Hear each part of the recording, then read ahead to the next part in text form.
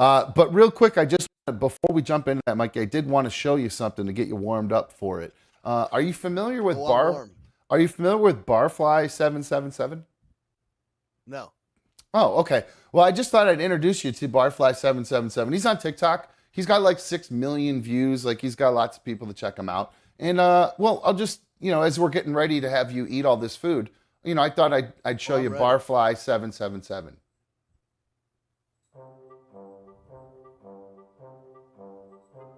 Okay.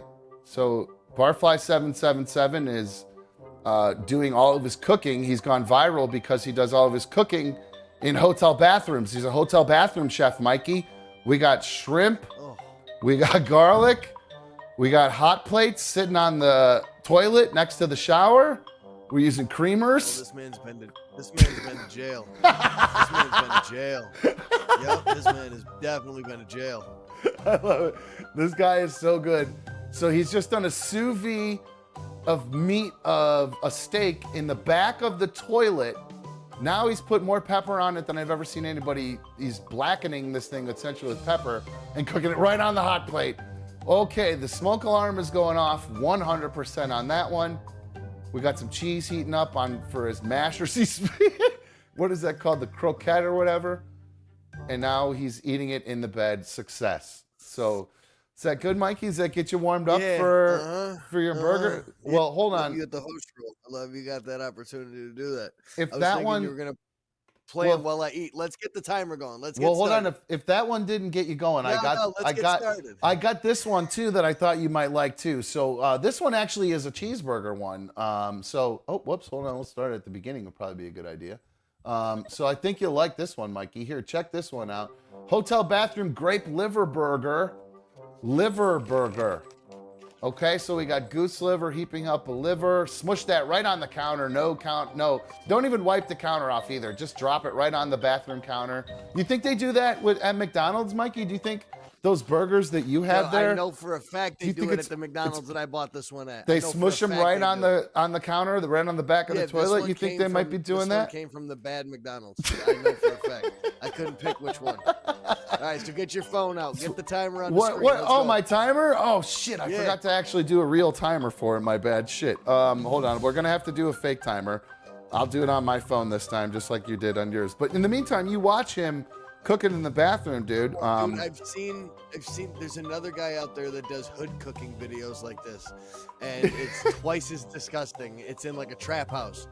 The fridge is broken. The meat is all gray.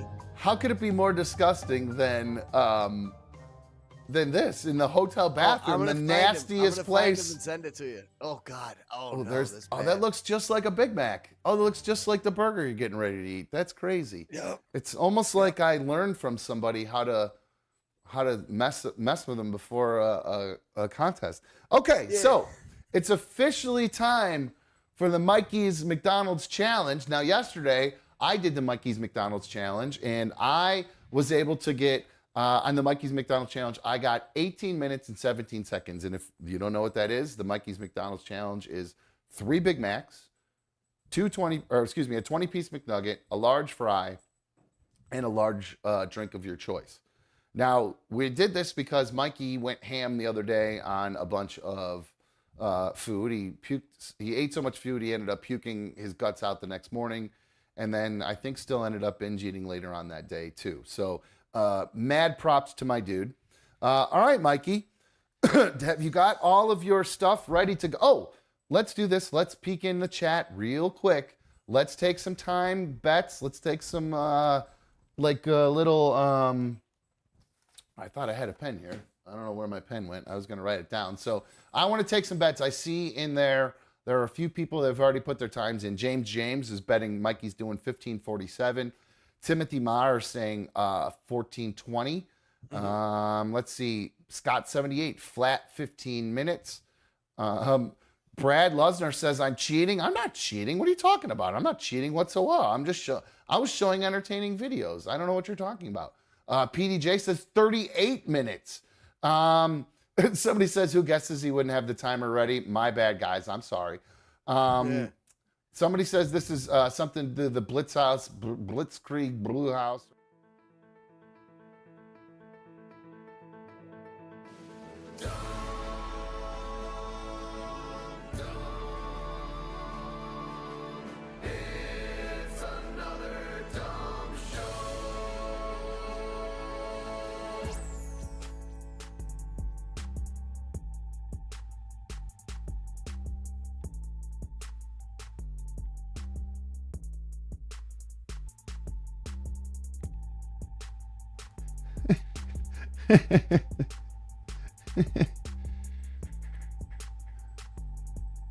Rainy. Hello. Welcome to another dumb show. I'm another dumb show host. It is issue 49. I think today is oh, look at that. There she is. Now she's here. There she is. There's my Bean Arena. Hi Darla. Thank you for joining us today. We really appreciate it. I'm not sure what she was doing. Maybe she was getting a beer or something, but Bean Arena, get back in the frame, honey. Oh boy. Anyway, welcome to another dumb show. I'm another dumb show host. I appreciate you guys all joining us today here, streaming on YouTube, as the YouTubers say. I'm glad to have you guys with us. I had a pretty eventful day. I spent most of my day in the car. I was driving for I'd say about 5 hours today. So that was just a lot of fun. Nothing I love more than dealing with lots of traffic and construction for 5 hours. So that was a really fun day today that I had to deal with. What is going on? I believe that we've got our main dude, Mikey, here. What's going on, Mikey Mayfield? How are you, bro? What's up, buddy? How you doing? I'm doing well. How's your day going, dude? Not too bad. I feel like a 400-pound piece of garbage still. I've been sweating out mac sauce all day. Yeah, you're still feeling pretty gross after your own Mikey's McDonald's challenge. Where I fell short like a loser. You know what I'm saying? Here's my challenge. I can't even finish it though. Don't worry about it. Hey, you know what? Sometimes you shoot your shot. Sometimes you fall short. Sometimes you swing for the fences. Sometimes you strike out. It's okay. But you're a guy's life. True story. So what did you do today? Do you have to work? Yep, worked all day. I spent most of my day driving too. I drove in a giant circle today. That's about a half an hour, 40 minutes between each one of my jobs, 5 jobs. It was a full day. That sounds like a really typical day of, the life of a guy who's going to houses and stuff like that and selling maintenance contracts on all kinds of equipment and all that good stuff. I do have a couple emails here. Well, I'm glad to have you here with me, by the way, Mikey. I was appreciate being here. Yeah, bear with me today, guys, if I seem out of it at all, because like I said, I was in the car and I had to get up really early to go do it, so I'm a little out of it. I'm not gonna lie. Did you hit the record button?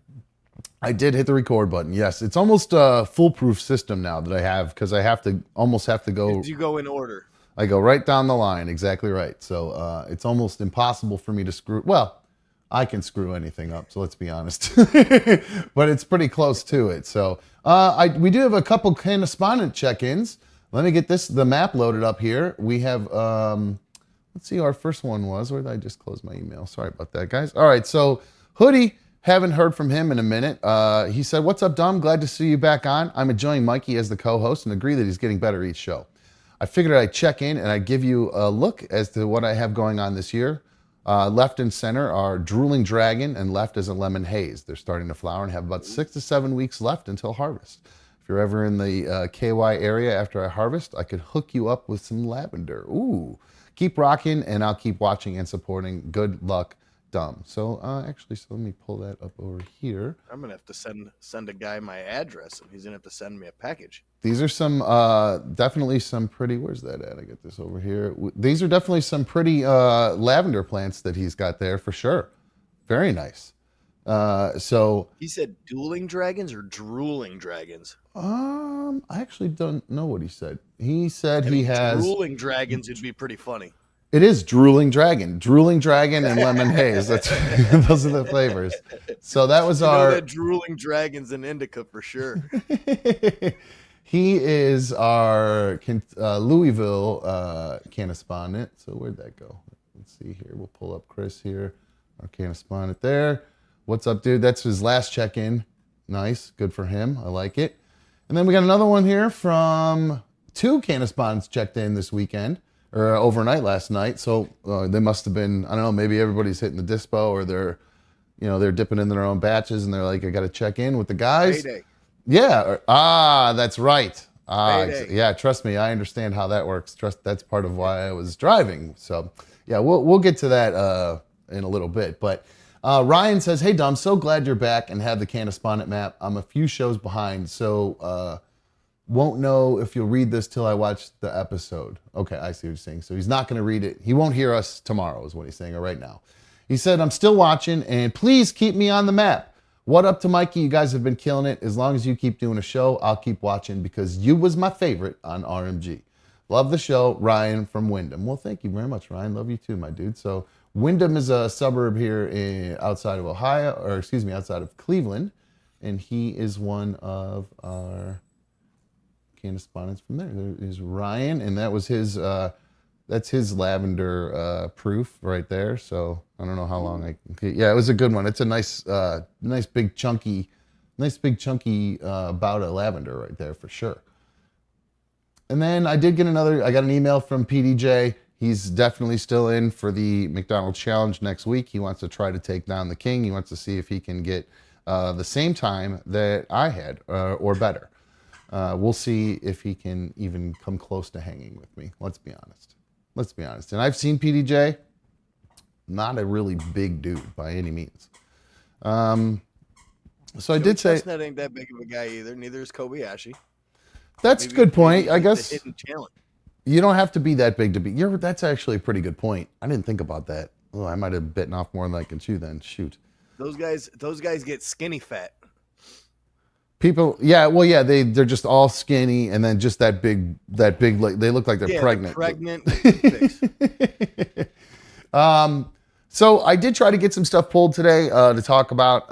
Like I said, I was in the car most of the day, so I did my best to try to get some stuff to talk about there.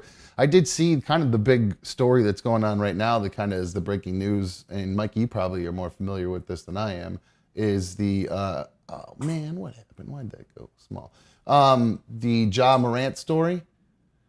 Yeah. Did you see what happened with him? I expected the suspension to be a lot loftier than that. Yes, Ja Morant. So he's a basketball player in the NBA. He plays for the Memphis Grizzlies. He got busted back in, was it May? I think it was May 14th. He got caught on Instagram doing an Instagram live doing. Oh shoot! Did I have the right?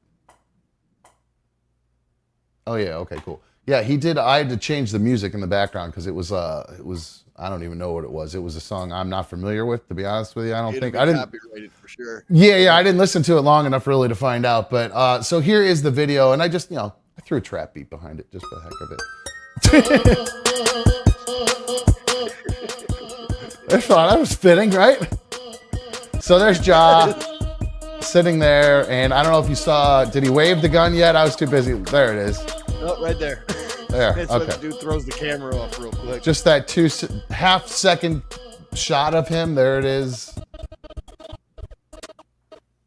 Right there. Okay, so that's what got him 25-game suspension. And this dude is now up for the biggest idiot of all time, I think, because... And this was his second infraction of going live on Instagram with a gun in as much as 3 months. Yeah, I think I just read that like 10 weeks before that he had done it, and he got suspended for 8 games that time. And yeah. I don't even know if he got fined. I'm assuming he just, he lost his salary or whatever. But he now he's been suspended for 25 games without pay for, quote, conduct detrimental to the league after posing the firearm in a car during a live stream on May 13th. That was less than 2 months, Mikey, actually, after he was suspended for 8 games without pay on March 4th, where he displayed a firearm while in an intoxicated state at a Denver area nightclub. So the thing that really blew my mind about this is I heard some, some sports head people, sports talk guys breaking down some of how basically what this guy's going to lose as far as how much money he's going to lose. So he's going to lose. He's got a 5-year, $192 million contract extension that starts on July 1st. And so that means he's going to get around $33.5 million for the year. Right now, with the suspension, he's going to lose $304,000 per game.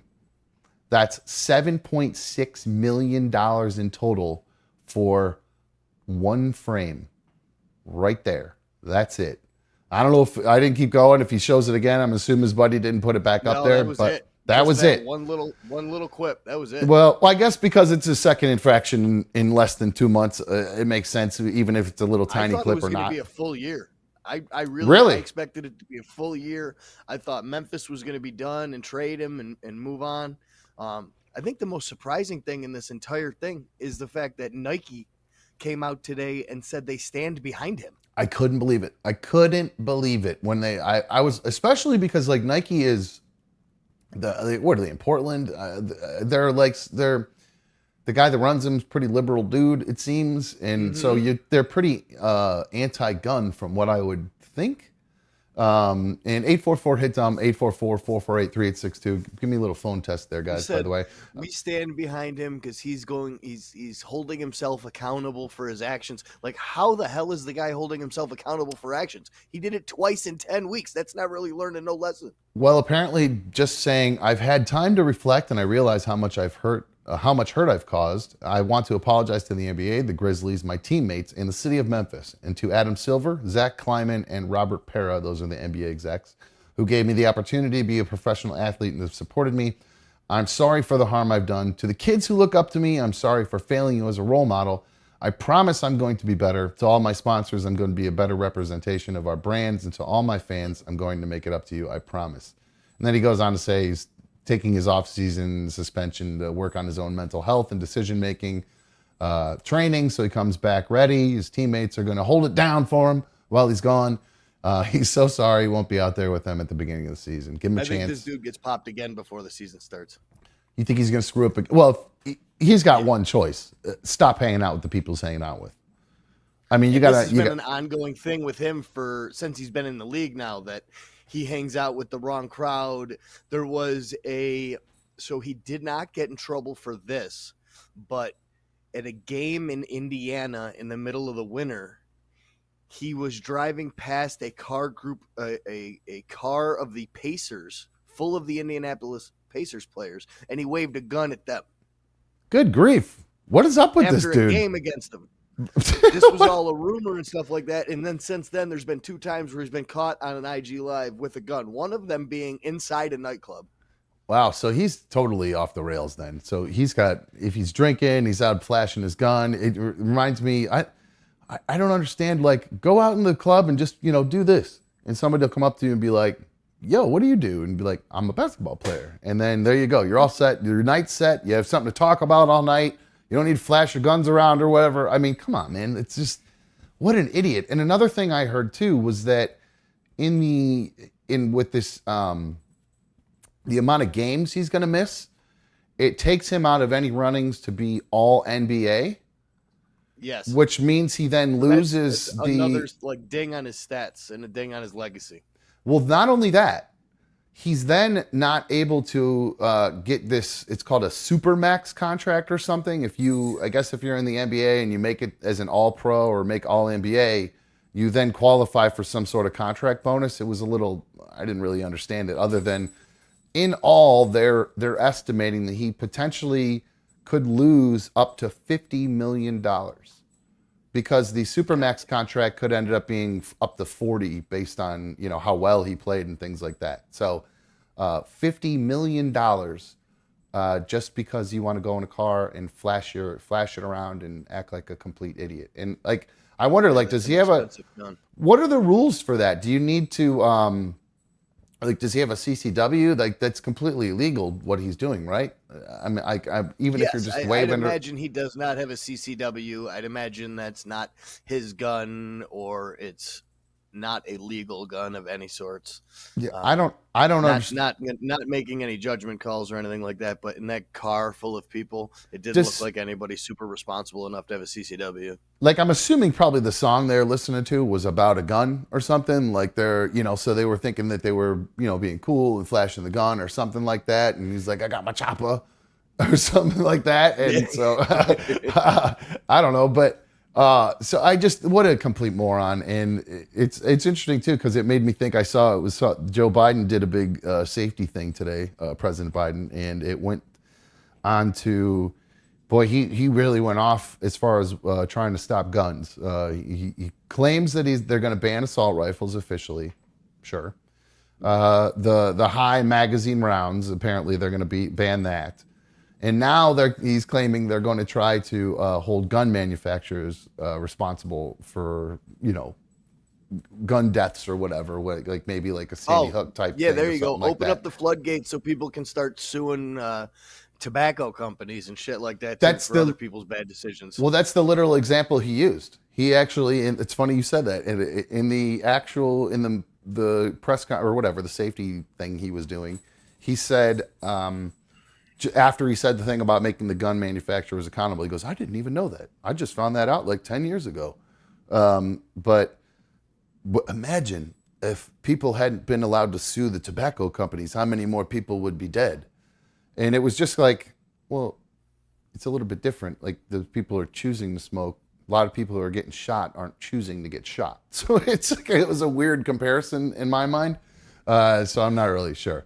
I did see a couple messages in the chat. There's one from Brett. He's a member of the League of Dummies, and of course, you guys can become a member of the League of Dummies by hitting the join button. It's right on there on the page, right under the video. It's up there. But Brett said that John Morant is not hanging out with the wrong crowd. He is the wrong crowd. He's the bad guy. Mm-hmm. Ronald Webb would disagree. This guy John Morant came from a good family, went to a private school. He's no gangster, like Eminem said. Ain't no such thing as halfway crooks. So yeah, that's why I think he wasn't trying to be a thug. He's just literally they're probably listening to a song about guns, and he was like, I'm gonna wave my gun like I'm all cool or whatever. But I just don't understand. I'm just not a gun guy, so it just doesn't make sense to me whatsoever. There's nothing cool about a gun to me. Nothing.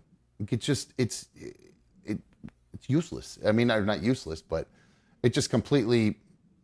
I don't get it. I'm not a gun guy. It doesn't make sense to me. What's the point of flashing them unless you're planning on blasting someone with it? I guess it's crazy to me. So maybe he's not doing that at some point. Who knows? But the guy keeps doing stuff like that. You keep hearing these stories and stuff about NFL players and professional athletes being targeted and robbed by these people. Like those two guys, the Cleveland wide receivers, or whoever they were, they got robbed by gunpoint and got their whip stolen from them. Yep.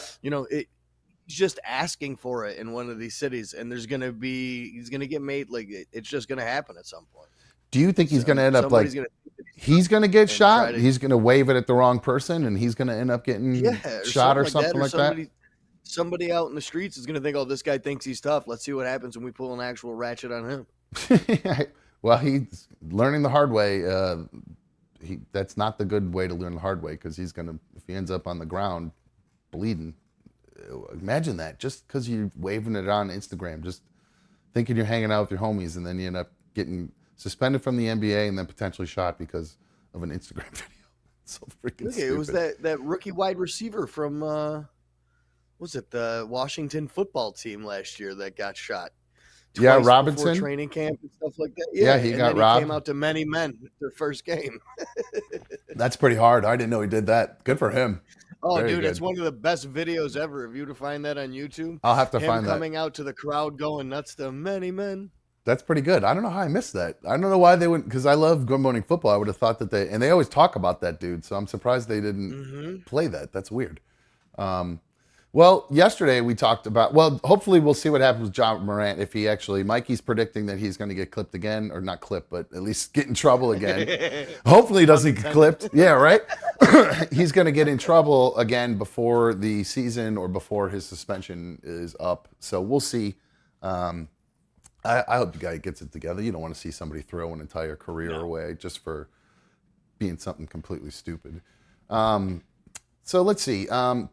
Speaking of stupid, there's an update to a story we talked about yesterday with Conor McGregor. There's a couple new videos that have come out, and he is denying the allegations against him vehemently. Well, there's a couple weird wrinkles to that too. I'm not sure you've heard yet either. I'll let you play the videos and stuff, and then I'll let you know Go ahead. How crazy that woman sounds. Well, yeah. Well, it's interesting, and I kind of let's see. She's asking for money before pressing any criminal charges. Oh, I didn't know that.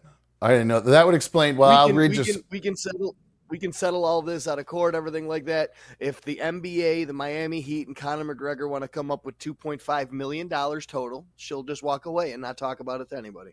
Oh my God. Okay. Well, that would explain why she's already said they've already started to backtrack because. Because the video. First, I was just about to say this video where she had claimed that, and hey, I think I went off on Conor pretty hard yesterday. I just, because of his past and all his just stupid things, I just believed this woman and without even questioning it for a second. But now that all this stuff is coming out, it's, you don't want to question a potential victim, but man, she claimed that they grabbed her or that she was in the bathroom and they barricaded her into the bathroom, or he came in behind her in the bathroom, I believe is what it was, something along those lines. But if you watch this video, and this is from TMZ, it really doesn't look like there was too much forcefulness happening here. And we'll see. There they are. So there he is. There's the alleged victim. Obviously, he's blurred and they're pointing to her. So it is weird, though, that a dude is pulling a chick into a bathroom. I mean, that's just kind of... Especially a girl that's got wider shoulders than he does. So the bathroom is kind of sort of barricaded, I guess, a little bit, but not in the sense it looks like somebody's trying to barricade it. It just looks like there's a bunch of dudes in the way.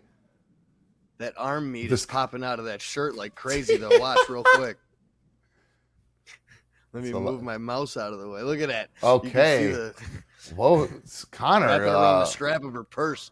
Conor's got himself a fetish, apparently. But so, yeah, they take her into the bathroom, and that's where she alleges that all these, lot of allegations, very graphic allegations, too. So, who knows? To do all of that with all of those people there publicly, like... That's some balls on a man to do that. Have security stand outside the bathroom and rape a broad. Like, it's pretty crazy. It's pretty crazy. I don't think you should say rape a broad, Mikey. It's gonna get you in trouble. It might. Sorry. It's okay. I know you're. I know it's all right. No, it's just the way it came out. It was abrasive. All right, so here's another real short video of earlier in the night of an interaction with the alleged victim and Conor McGregor. The broad. That broad's got an arm. They're flexing. That's a flex off. I see. So right now she's that's there you go, from TMZ. The attorneys have come back now full swing. Everybody's coming out against this chick. And there's actually been, there was so much online backlash here that I found. And now I understand. I hadn't heard what she was saying about wanting all this money and being willing to settle out of court before. That's so shady and so nuts. So this would explain why all the texts or tweets that I found were saying, here's one that says, women should do twice the time for falsely accusing men, trying to tarnish a person's reputation. The truth always comes out, and I hope her name and face does too. Another fan said she clearly made it up. Another one says, so that throws out her whole story. She said heat security forced her into the bathroom and he was already there. First part was a lie, so can't trust any of the story. It seems like a cash grab. This one said, this is cold. No offense to the woman, but she looked a bit not up to standard to be having it off with McGregor in a public bathroom. Like, come on. Didn't even see her face and know there's something not right here. He ain't that stupid to risk it all for some heifer. It's like, jeez. They're going really hard. Maybe she's the plug. Maybe she had the powder. Oh, now that seems like it could be a little bit that makes a little bit more sense, because I mean, he could pretty much get just about any super hot chick he wants. I would think he wouldn't have to say, well, maybe he's got a thing. Oh, maybe he very well have a thing. Maybe that's his little. She was stroking his ego just right. Yeah, that's not all he was stroking, according to her. All right. According to her, he couldn't get it up.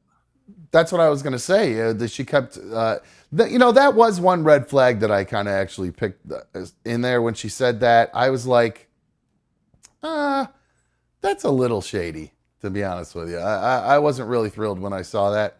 I think that she's just trying to now embarrass him, all that stuff. So, yeah, I don't want to say screw her because I still think Conor is a piece of crap. 844 hit dumb 844-448-3862. I don't know. What do you guys think? Let me know if these phones work, by the way. Somebody tell me if they call. Mikey, peek in there and tell me if somebody calls because I don't know if they're working or not today. But speaking of flaccid willies, did you guys see the data came out about the penis sizes around the world, average penis sizes, and where the United States ranks amongst the rest of the world? Did you hear that? No. Okay, so the data's out there now. Hold on one second. I was going to try to pull up this picture for you guys. So they did a study in the middle of the list. What's that? I said we got to be like smack dab in the middle of the list. Mediocrity at its best. Well, I'm going to be honest with you, man. It's not looking good for us. It's not looking good for us compared to the rest of the world. So if you're an American woman, you may want to consider moving to another country. Start answering those emails from those Nigerian princes. That's right. Or in particular, maybe an Ecuadorian prince, because an Ecuadorian prince is rocking 6.93.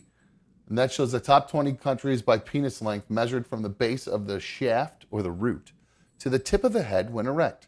Researchers in Germany collected the data from nearly 90 countries. Man, what a shitty job that had to be. Yeah. So, hey guys, that has to do that. Yeah, you got to be the guy that do the measuring. That wouldn't be any good at all. That wouldn't be a fun job. Also, how do you get them ready to go? You got a fluffer there? I mean, how are they getting it going? So I don't know if you saw the actual numbers, but so the United States was pretty low on that list. Actually, this little graphic blocked it. But the United States comes in at 5.35. So more than an inch and a half less than the dudes in Ecuador.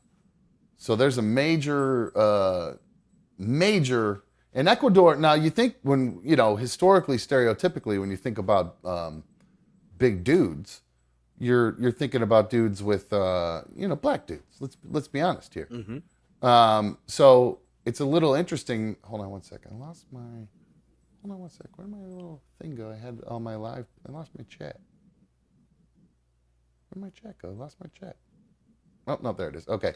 But yeah, no. Stereotypically, you think it's the black dudes that are all gigantic. Ecuador, they're not black dudes, right? They're like Central or Latin Americans or whatever. But then you get down, go ahead. Let's say there's a house of Ecuadorians that live up the street from me. Oh, really? And they're all contractors and stuff like that. All of their vans have the Ecuador flag and stuff in the back. And for a long time, I was like, oh, they've got a lot of pets, because always when I would drive by their house in the summertime, there's like 20 or 30 guinea pigs in the front yard. Just like running around, chewing up the yard and stuff like that. And like, it's awfully weird. They're always, yeah. I was like, this is awfully weird. And then it hit me one time because they're always grilling. They're eating the guinea pigs. It's a delicacy. Oh, God. No. Come on. It's got to be. You sure they're just not there's no kids running around. It's just all adults, 2 ladies standing by a Traeger smoker, and a bunch of guinea pigs running around their feet. Oh, that's so gross. That's nasty. It's got to be. How do you think they're killing them? With their big giant dicks? Just clubbing them over the head with their big giant Ecuadorian Johnsons? I just realized too that maybe I think that wasn't that where the dude that was on the show before, where isn't that where he was when everything went to shit? Wasn't he in Ecuador? Wasn't that where he was with his wife? Wasn't that where he was at? Because I just realized, I think we were playing, when you said the Ecuadorian flag, I looked and it like something triggered in my head because we were playing the music and all that stuff. Could be. Anyway, so as you move down the list, you got Cameroon, Bolivia, Sudan, Haiti, Senegal, Gambia. So then you start getting into the black dudes. So I don't know what's going on with Ecuador, for some reason they stand out. And then a really odd one, coming in at number 9, you got the Netherlands. bunch of It's because white. they're all 6'4". Oh, that's true. You're right. They are They're big, all Vikings, tall. dude. They're 6'4", 260, packing with Thor's hammer. That makes sense. Okay. And I didn't even think about the fact that they're all like, yeah, you got the giant volleyball teams from over there. They're, the girls that are 8 feet tall and stuff. So, okay, that makes more sense then. But it is weird. It's just kind of squeezed in between all these pretty primarily black countries. And then you got France. And I think there are actually quite a few black people in France. So, and then Canada comes in at number 13. And we are all the way down at 60. Now, do you think that's bullshit? Canada's just a bunch of liars. They just don't know how to measure inches. They're doing a metric system? Is that's what they're mixing they're it up? doing something up there. That conversion rate is bullshit. But I wonder if it is maybe just because we're such a melting pot and we have so many different types of people here in America, I guess. So maybe that's what it is. I'm not sure. Dan's asking are the phones working. I don't know. Somebody call. I actually don't know if that's why I'm saying somebody give me a call, 844-HIT-DUM. Dan, try to call 844-448-3862. That's Dan, the sound man there in chat. And in fact, I actually heard from Dan today. I told him how I'd done kind of my own audio compression with some plugins and stuff on my mics. Dan, call in, buddy. Yeah, it'd be good to hear from him. And he did mention that he would be willing to pop on sometime. So I'll have to get a link over to Dan one of these days, and we'll have Dan hop on the vMix and all that good stuff. Got to get Dan to record some drops for you. I know we do need some more songs from Dan. Dan's got some great songs. I really yeah, I remember that, man. That was awesome. Yeah, I love it. So Pat Wooey is coming back on Conor McGregor. He's saying, that a lot of women are money hungry, looking to open their legs for a payday from someone who worked their ass off. So, yeah. I read something else about Conor today, that he had 24 hours to get himself into the USADA pool, or if not, he wouldn't be able to fight in September. Into the what? USADA pool. It's I don't know what that means. The gaming commission that does all of the drug testing and everything like that. It's the same organization that does the anti-doping testing for like the Tour de France and stuff like that. And he's been out of that pool for so long because when he broke his leg, obviously he went on steroids and stuff to help. Yeah. Because you're allowed to do, HGH, stuff like that to heal better and stuff like that. And he wait, you are when you're in the off season? He's been ducking him and getting back on the list for a long time. Like if you're not competing, they're okay if you are just getting yourself completely jacked up on steroids? It all depends on the half-life and stuff like that. I mean, if it's something that's going to last in your blood for a long time and they can still test it up to like the picogram or something like that. But I'd almost imagine or bet that they can do quick-acting steroids because that's the only way to recover from a broken bone like that. Well, that's my point. So it's just basically common knowledge and unspoken is what you're saying, that everybody knows that these guys are doing this when they get injured and then they stop taking drug tests because they're not fighting? Mm-hmm. And then they have to put themselves back in the pool and be clean for 3 to 6 months or something like that before they can actually fight. Do NFL players have to stay on drug tests while they're getting... Well, yes, rehab is done through the NFL Players Association, so they can test them all season, off season, anything in between. Okay, they're always on. So you think he's ducking them because he's clearly using them and doesn't want to go? Dude, it looks like he is. I mean, the guy's complete body has changed. His head has gotten bigger. His nose has gotten bigger. I mean, everything is indicative of this dude has been doing heavy cycles of like HGH and stuff like that to get back to where he's at. He is big and puffy for sure, like people who are using steroids. I mean, no, I think you'd know. You're a little puffy these days.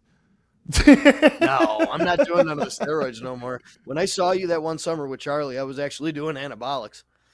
That's right. You're just doing like tests, like any testosterone cypionate. It's just it 2 or 3 shots a week. Okay, that was going to be my question. So you have to do now. Did you have to get a prescription for this? Or did you have to go to some weird doctor for this? How'd that work? I order it from the Maldives. Oh, really? Yeah. It comes from some Balkan pharmaceutical, some crazy Armenians. Wait, so it comes in a giant envelope with like 36 stamps on it. So I'm very confused. So you went on like the dark web to get. Yeah. Oh wow, this is crazy to me. Yeah. Why not just go get the prescription? Easily. because I'm too young and my testosterone numbers weren't low enough to where a doctor would be comfortable. Because, all right, so listen, the way testosterone works is it's an average range of 400 to 1100 is considered normal testosterone levels in your blood. Okay. Somebody that's working out, somebody that's like really virile and young in their 20s and stuff like that, their testosterone is normally up near like 800. Okay. As you get older, closer to 40, my numbers were down near like 450, 500, which slows everything down. Muscle gain, recovery, everything like that. So I wanted my numbers to be a little bit higher. When I went to my primary care physician, he goes, no, that's absolutely nuts. I'm not going to give you the testosterone pellets or the gel or anything like that until your numbers are below average. I said, well, then I'm just going to go do it myself. And I'll be back in every 8 weeks. And I'll get my blood tested because I got insurance, and I'll have my testosterone checked, and I'll regulate it myself. I really don't give a shit what you say. Wow. So are you worried that you're going to like accidentally inject something that, because dude, you're rolling the dice. That is risky, injecting yourself with something that's like not FDA approved or whatever. Like, no, I know. I get it. I guess. I guess puddle water to shoot up with before, bro. Oh, Jesus Christ. That's awful. Oh, you Mountain poor guy. Dew? Come on, Jesus. Wait, you shot up? What your body can handle. You cooked H in Mountain Dew back in the day? Sometimes you just got to use what you got, bro. Oh, man, I bet that was a blast. I bet that was a real blast. It's funny. My mom, I was with my mom earlier today, and she is, oh shoot, I just put the wrong video in there. And she is very, very diabetic, and I love her to death. But I do not understand why somebody who is diabetic would ever drink a Mountain Dew. Ooh. And her answer was, well, sounds disastrous. Yeah, her answer was, well, I need some caffeine. And I said, get some coffee. There's no sugar in it. That's why I said, what are you talking about? And she goes, well, I'm probably not going to eat lunch too, so I'm going to need the sugar. And I said, how about next time you get a coffee and a granola bar, Mom? I think that might have been a better choice than a Mountain Dew. And I'm like, have you ever seen like the pictures of the amount of sugar? 13-year-old. Yes. I was like, Mom, have you ever seen the pictures of like sugar in mountain? It's a mountain of sugar, no pun intended. It's fucking ridiculous. You're drinking sugar syrup. It's insane how much sugar is in it. Like there's this one. Here's this picture. Let's look at this picture. Oh, this is perfect. Open image in new tab. Let's do it. Zoom in on that. Okay, there you go. It's a little grainy, but 77 grams of sugar in that. Look how many sugar cubes that is. In one, that's like, what is that? Probably 1, 2, 3, 4, 5, 6, 18, 19 sugar cubes, 77 grams of sugar. I mean, 19. Holy shit. Isn't that absolutely insane? How many? That's depressing. I thought those Simply Orange juices were good for me. I guess not. Shit. Oh yeah, no, fruit juice. You got to be careful if you're diabetic drinking that fruit juice. Like if people people think when they're juicing and that it's like super healthy for you, but while it is versus eating a Mountain Dew, drinking a Mountain Dew, you can gain a ton of weight and get really like your blood sugar can get jacked up eating just juicing and juicing and juicing if you're not mixing like greens in with it. I know because I was doing that for a while and I got a blood test and they were like, you're going to be diabetic here if you keep eating or you keep drinking like this. And and it was when I was eating good. I was like juicing all the time. And they're like, no, I'm just eating fruit. What the hell? That's what I kept telling them. I go, I don't think you understand. I'm almost living on a totally liquid diet right now. And they didn't give a crap. They were like, no, the sugar is there's plenty of fructose in regular fruit. It's funny. I called you. I got this video from somebody. Actually, it was like an Instagram video, and I don't remember who I got it from. I just downloaded it and I closed it, and then I haven't had a chance to go back and look. So, whoever sent me this video, thank you. It made me laugh. It basically. So, I'm gonna play it, and I want you to tell me, Mikey, if you see the same thing I see in this video. Because I see something very specific in it, and the person who sent it to me saw the exact same thing. So. You tell me if you are seeing well, first off, this is a video that went viral from the I-95 bridge collapse after the fire. So in Philly, This is a guy getting interviewed in Philadelphia. Have you seen this video? They kind of went viral a little bit. I haven't, but I can only imagine what it's like interviewing one of them assholes from Philly. Well, he's pretty funny, actually. But outside of how funny he is, well, you just watch and let's see if you guys are able to pick up on what this person sent it to me and what I saw immediately. Here we go. Residents awoke to news of this catastrophe, and it's safe to say they are not looking forward to their morning commute. Here's our Marcus Espinoza. So there's a fire. That's what it was. Right in this great Here you go. building.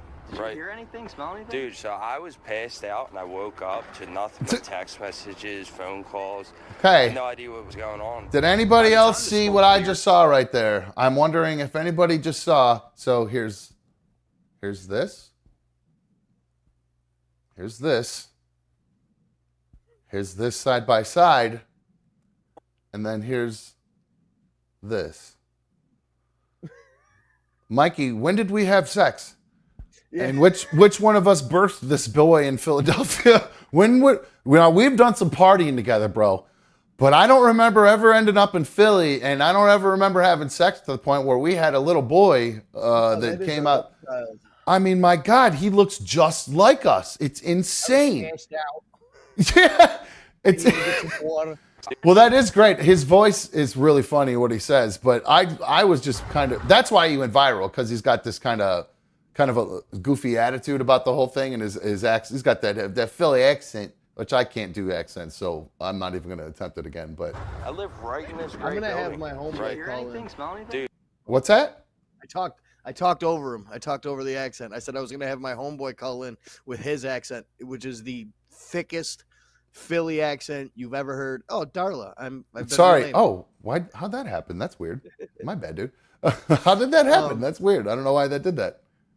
He's been saying for a while he's gonna call in. I just texted him right now. You got to hear this dude's fucking voice. Does he sound like the guy in the video, or worse, or Worse. like Rocky? What's Rocky's like? Is Rocky's a good version? No, Rocky's is more of an Italian accent. Philly is like Jersey and New York had a love child.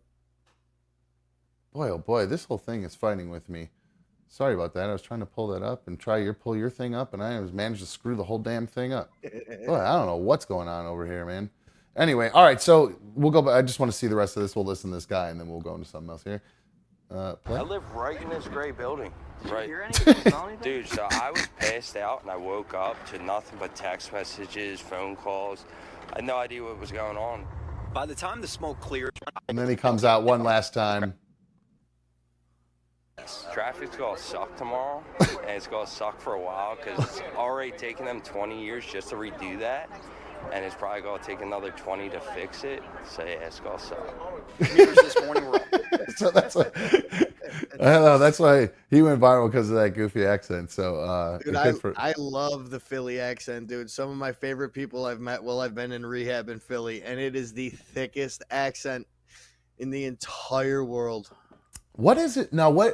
What is rehab essentially like in a nutshell? What is there? Get you in a room and obviously don't let you have drugs. Is it just therapy constantly, or is it just group talk like an AA meeting? What primarily? I know it takes a while. I'm just kind of in a nutshell. What does the program kind of consist of? Program is to teach structure and how to take direction.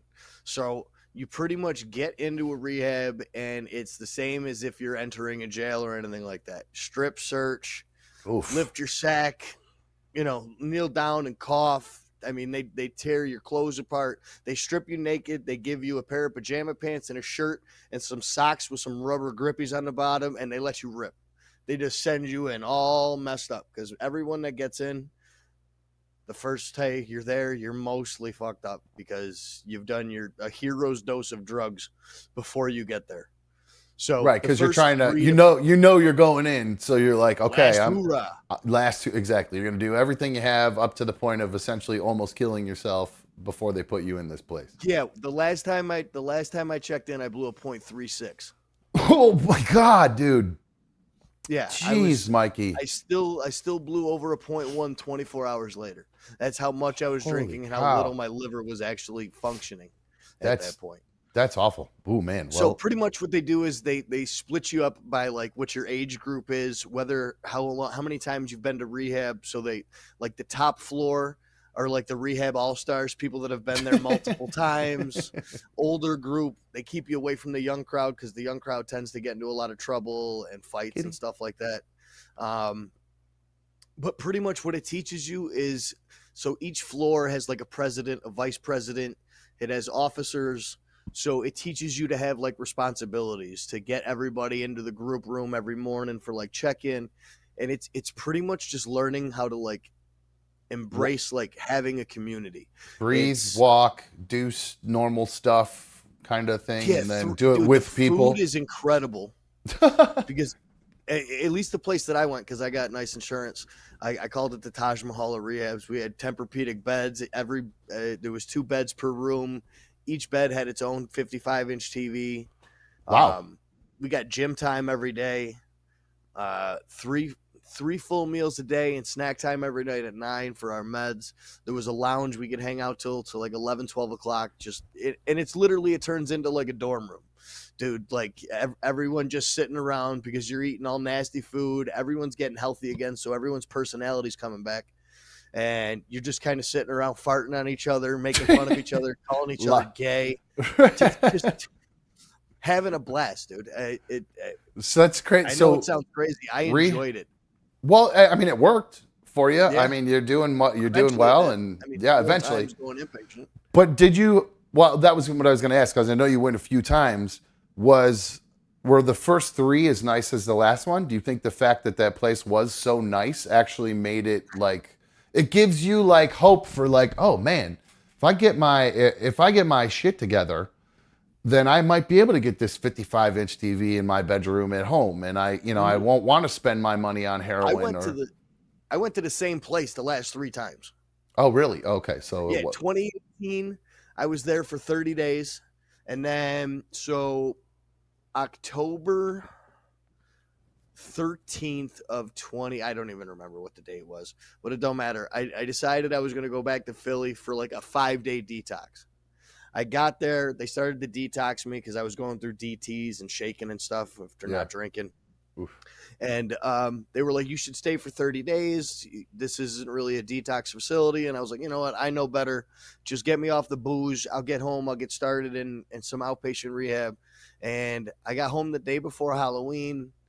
I made it through Halloween just fine, trick-or-treating with my girl and her kid. Everything went good for like 2 or 3 days. And then something happened and I was loaded again. Right. So what do you mean something happened? Like there was some sort of incident, or you just I stubbed my toe. I mean, there was no real excuse. You know what I'm saying? It could Right. have been anything. Somebody cut me off in traffic. Somebody told me they didn't trust me. So, what I do best when something like that happens is I get resentful, and I'm going to show you by poisoning myself. Oh, okay. Ooh, geez. So you're trying to like hurt the people around you by like your parents or your family or whoever pissed you off. Mhm. Interesting. I didn't even think so. Wow. See, Like that's what a totally resentment- different. That's what a resentment is to me. Like a resentment, me being angry at you for something is literally like me drinking poison hoping you get sick. Like resentments just don't work. And I was Man, really that's- resentful. I was really angry.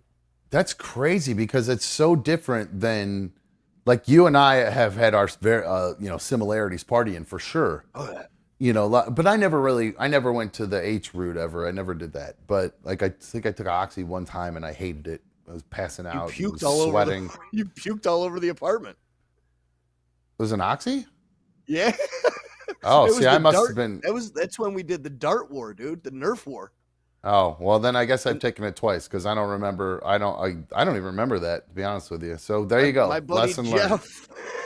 We smoked so many L's. My buddy was in the bathroom just dry heaving for like an hour while we were picking up all the darts. Wow, that's crazy. So yeah, I don't remember that at all. I remember the darts and the fun, but I don't remember taking any pills or anything that night, to be honest with Maybe you, it was at just all. me that did. Maybe you turned it down, but I know Yeah, that I think was hard up honestly, on Roxy's at that point. I don't believe I took one because I really didn't like. I didn't like the way it made me feel. I don't like. I like being like a little sedated, not that much. And that's the thing. Like when I was talking about our comparisons and like yours is doing it to hurt other people, mine's just purely selfish. It's just like I like being inebriated. That's it. It's got nothing to do with like anybody else or hurting any. Like I could give two shits about that. If there's a byproduct where that happens, it's more of a oh shit, I'm sorry that it happened kind of a problem. It's interesting the dynamic that you were doing that Well, to actually affect other people, your family, and did it start with you? Sorry to interrupt you, but did it start like with mom? Like mom was the first person you wanted to make mad, and just using her as an example. But like, is that how it kind of progressed through family or girlfriends? My use or? kind of evolved. Like it was like you said for years. It was fun. Like I would just have way too much fun, and I would let the drugs start doing me, and I would go to rehab, or I would take a break for a little bit and bring myself back to normal, and then things get out of control again. It was like that for like 10 years. And then when I was done with all the hard drugs and when it was just drinking, which is the last time around, that's when I was starting to do everything like really resentfully. Like, I'll show you, talk to my mother on the phone, and she'd be like, are you drinking today? And as soon as she would ask that, even if I wasn't drinking, I'd be like, you know what, fuck you. Now I'm going to go drink. No, I'm kind of right. Just because you asked about it, I'm going to, yeah. Oh, geez. That's not good.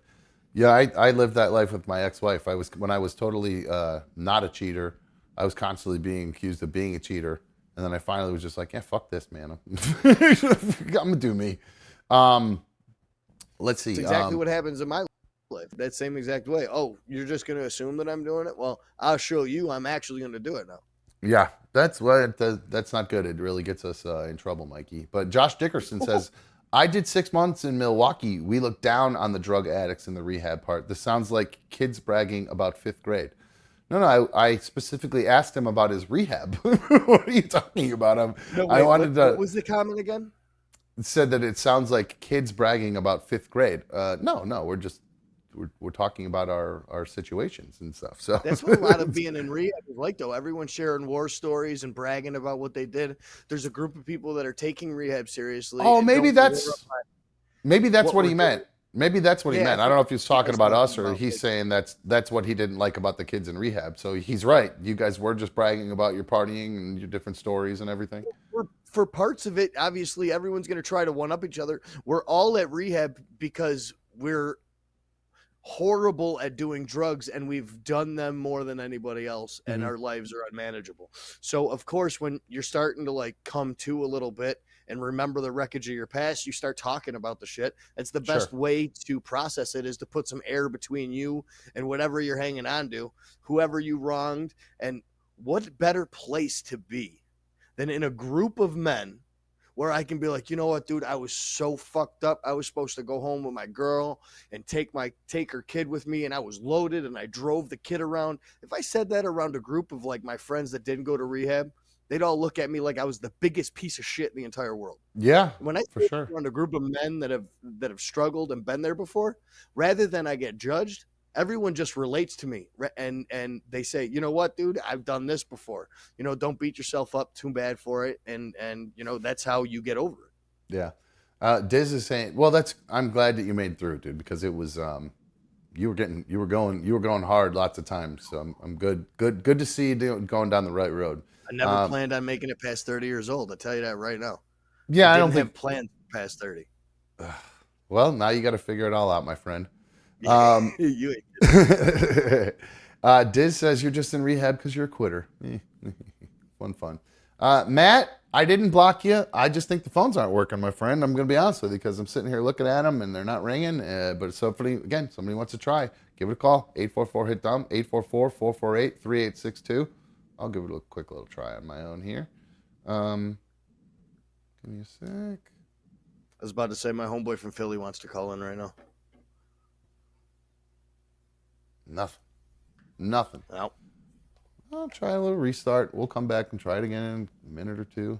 See how it works.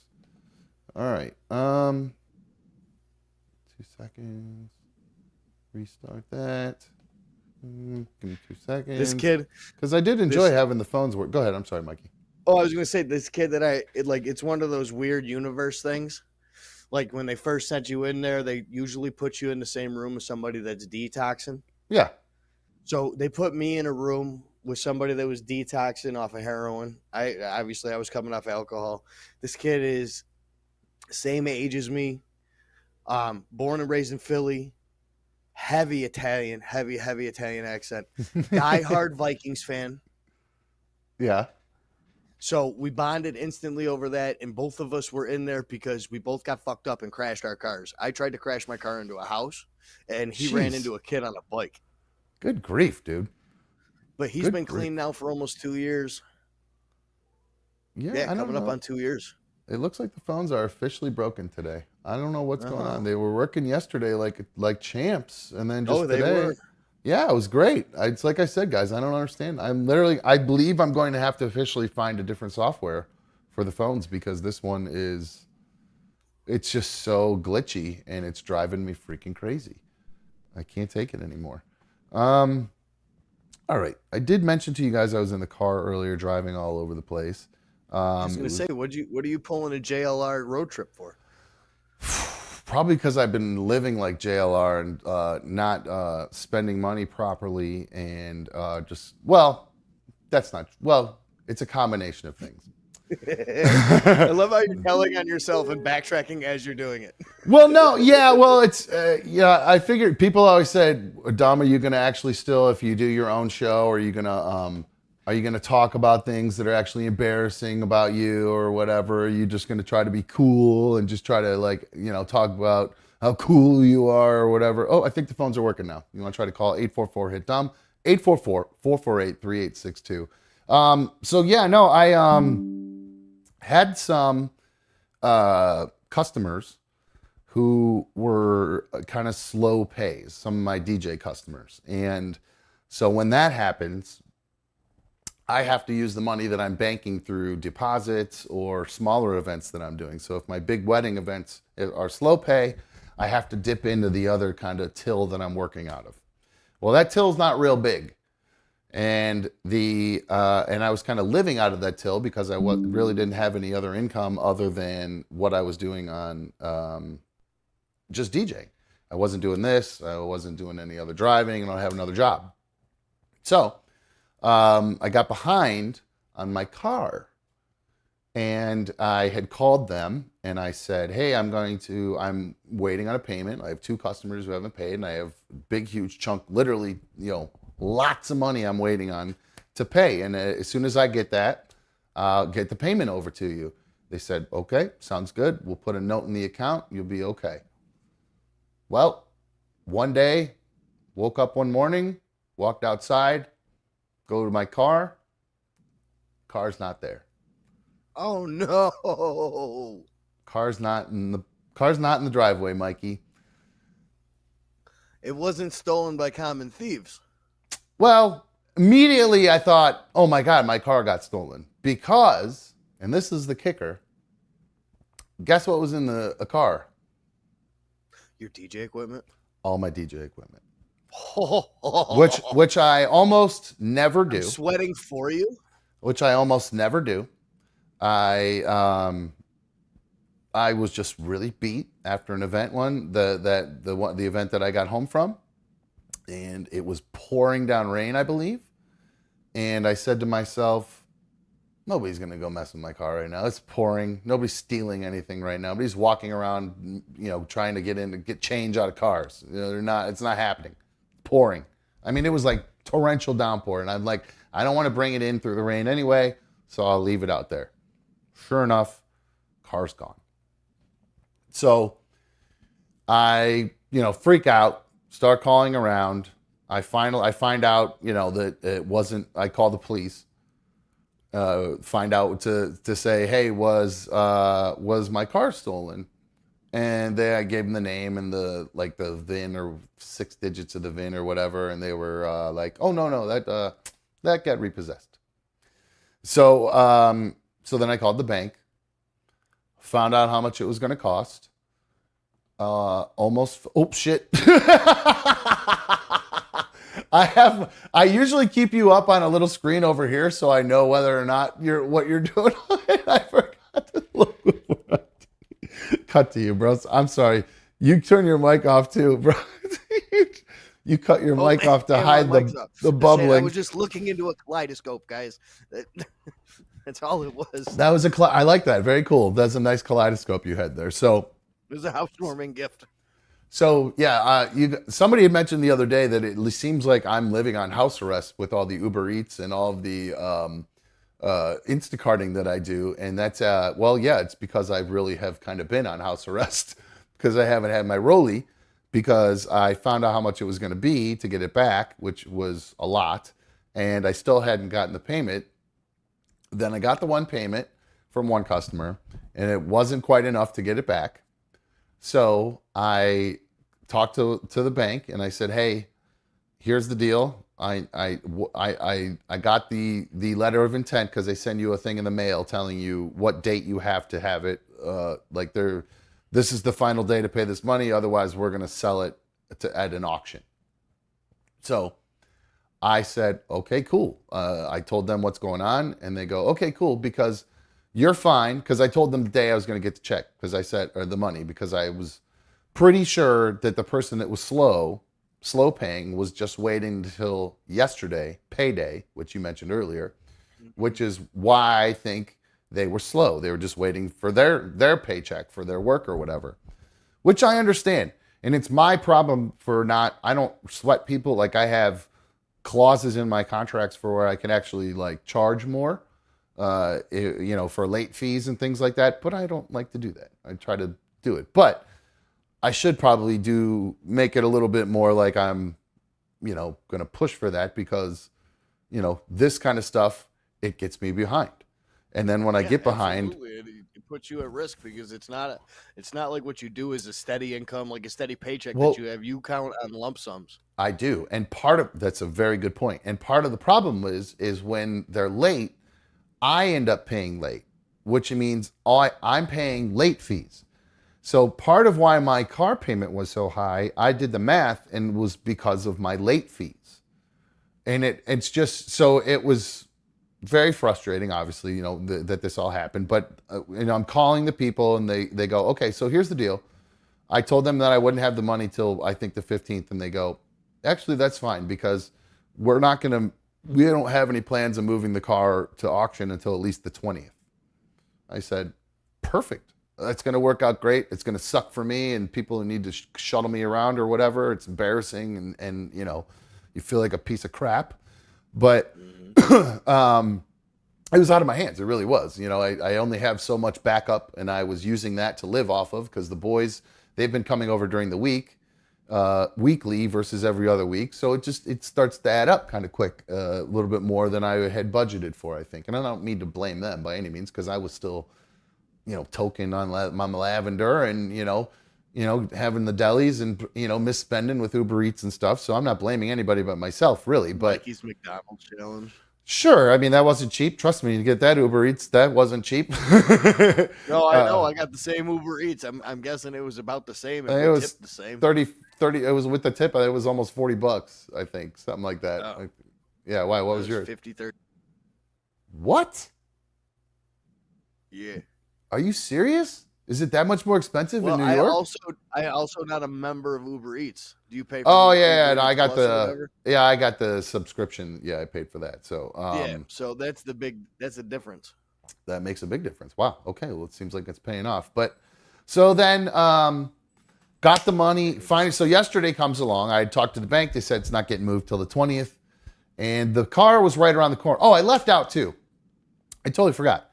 When I found out where the car was, when it got repossessed, that day I went and got the stuff out of it. So I was able to get the DJ equipment like right away. I got that right back. They weren't hanging on to that too, like not letting you access the car at all. Nope. They were able to let you get your personal effects. Yes, but because they said it was going to be there until the 20th, I just grabbed all the DJ stuff and not like everything. Like I left some like papers, like this, little just change in my thing, my phone charger, stuff like that in the center console. So yesterday, after I've been waiting to get this payment, I finally get this payment. I have enough to get the car back. So I call and the bank, and the bank goes, "Okay, you have to call this middleman service and they'll tell you, when you can go get the car." So I hang up, I call the middleman service. The middleman service goes, "Oh, yeah, no, that we don't have that car anymore. That car got taken to the auction." and I like almost like fainted. I was just like my life flashed before my eyes because like that car is. Dude, blood just leaves every important part of your body. I seriously was just like, huh, what? And then see white instead of red. Then, well, for about 2 seconds. And then I lost my fucking mind. And I said, I'm not on this woman actually, because I knew it wasn't, she had nothing to do with it. She doesn't know. But then I called back to the Wells Fargo person, and I know it's the exact person who had told me, because I remember his name, Gabe. The exact person. Until the 20th.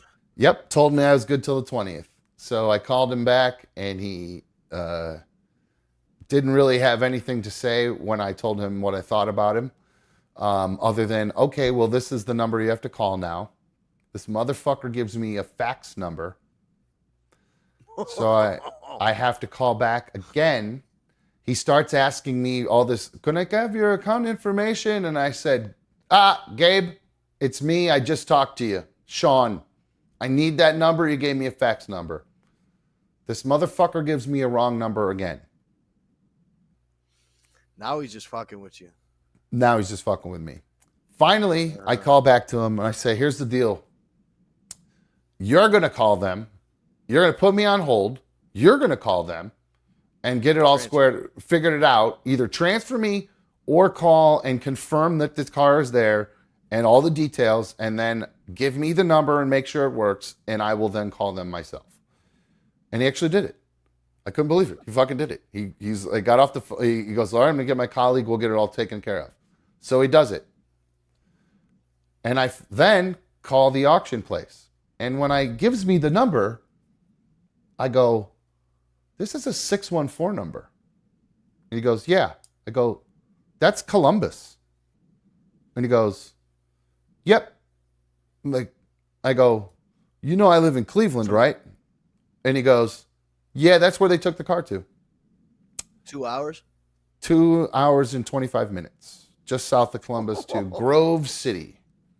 So, yeah, I was not happy about that. So I called the place, made the appointment to get there today at noon. My mom and I left at like 9:30 this morning. Thank God she didn't have to work, and she was kind enough to drive down there. Or I drove down, and then we drove back separately, obviously. I got my car. But man, what an embarrassing thing to have to go through. You feel like a complete deadbeat, no matter, even though it's kind of sort of your fault, but kind of not. So you're just like, you everywhere you go. And when I went to the repo place to pick up the DJ equipment the first time, I'm not kidding you, the dude, I walk up and I hand him my ID, and he goes, Sean Street.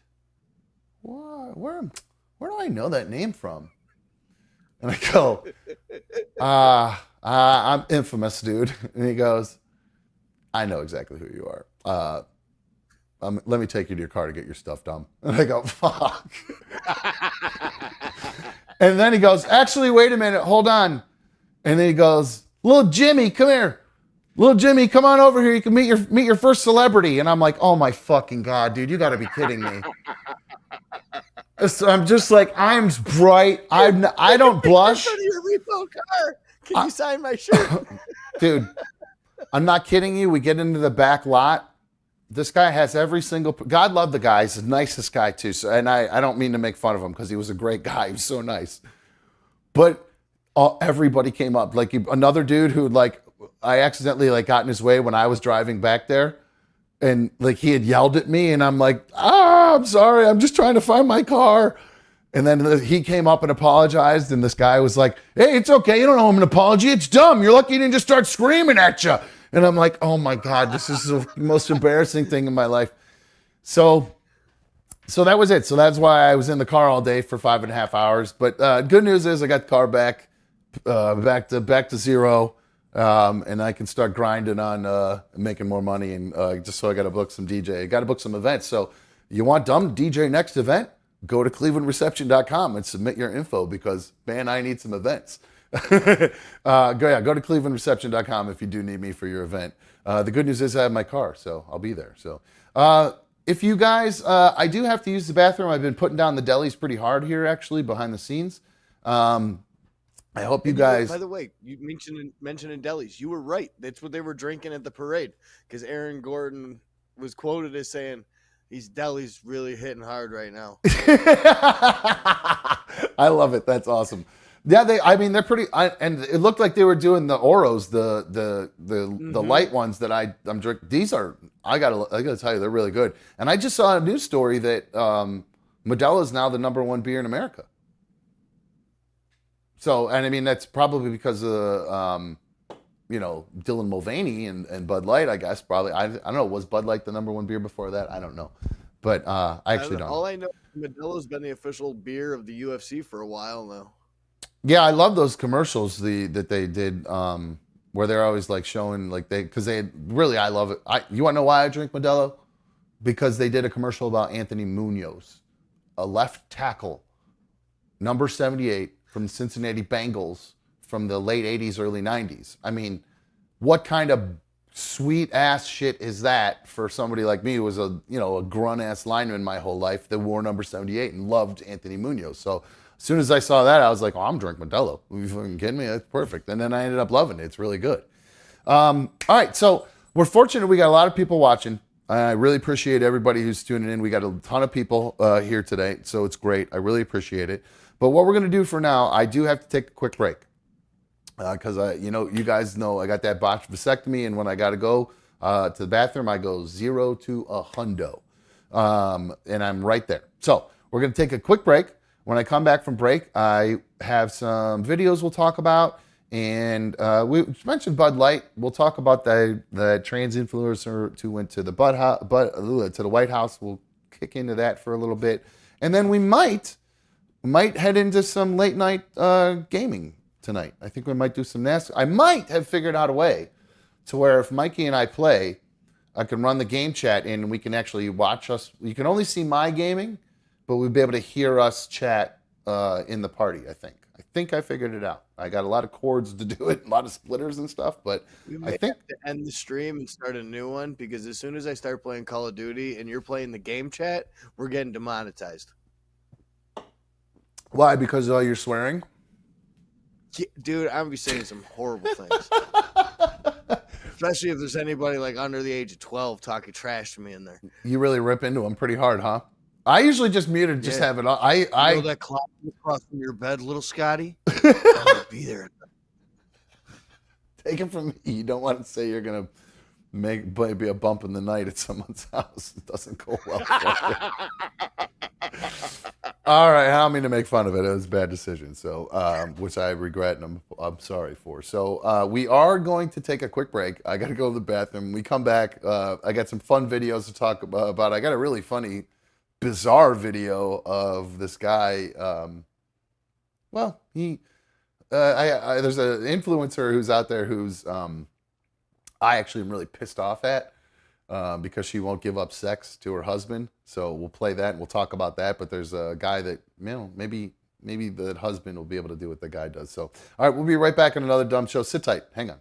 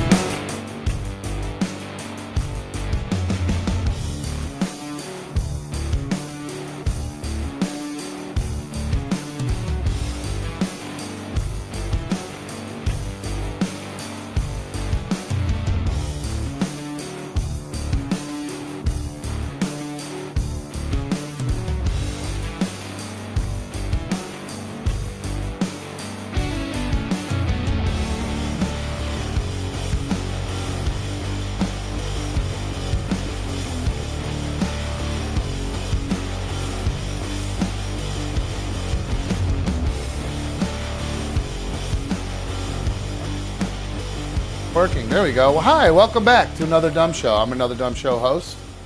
Press the button, it didn't work. All right, we are back. Appreciate you guys hanging on. Those of you that left, go get fucked. No, I'm just kidding. I did see we had somebody join the League of Dummies during the break. I believe that was Scott78. Appreciate you joining in, my dude. Thank you so much. You too can become an official member of the League of Dummies if you already are not. You just hit that join button. And I think Scott figured it out, but I did see him, there was a chat message in there from him saying, hey, Dumb, how come I can't join on my phone? And I just looked on my phone. It's actually quite easy to join from your phone. You just lower the chat and you hit join. So that's simple. It's how it worked for me. So hopefully he was able to figure that out right there. During the break, I did see a pretty funny message in there. It was, it said, God save the Queen, because I joked around. I think I had mentioned Joe Biden earlier in that meeting that he did, the gun thing where he was talking about banning assault rifles and holding gun manufacturers accountable for gun deaths or gun violence or whatever. And this guy at the end of it, Joe Biden, says, God save the Queen, man. I was like, what the hell? What is wrong with him? God save the Queen? What is that, like some sort of inside joke that Joe Biden says that I don't know or something? I was like, what in the freaking world is this guy doing? How do you take him seriously after something like that? It's just such a goofball. Pat Wooey says that it's not on dumb. It's not on some phones, Dumb. The join button? I'm not really sure what that means. I'm not sure why that's not on there, to tell you the truth. Now, I forgot to mention there was some controversy at the beginning of the show. We did see, I saw Mikey. He jumped in the chat first in chat. And there was some, your mic is off, by the way. There was some consternation, I believe, was your mic's not off? I got no audio from you, dude.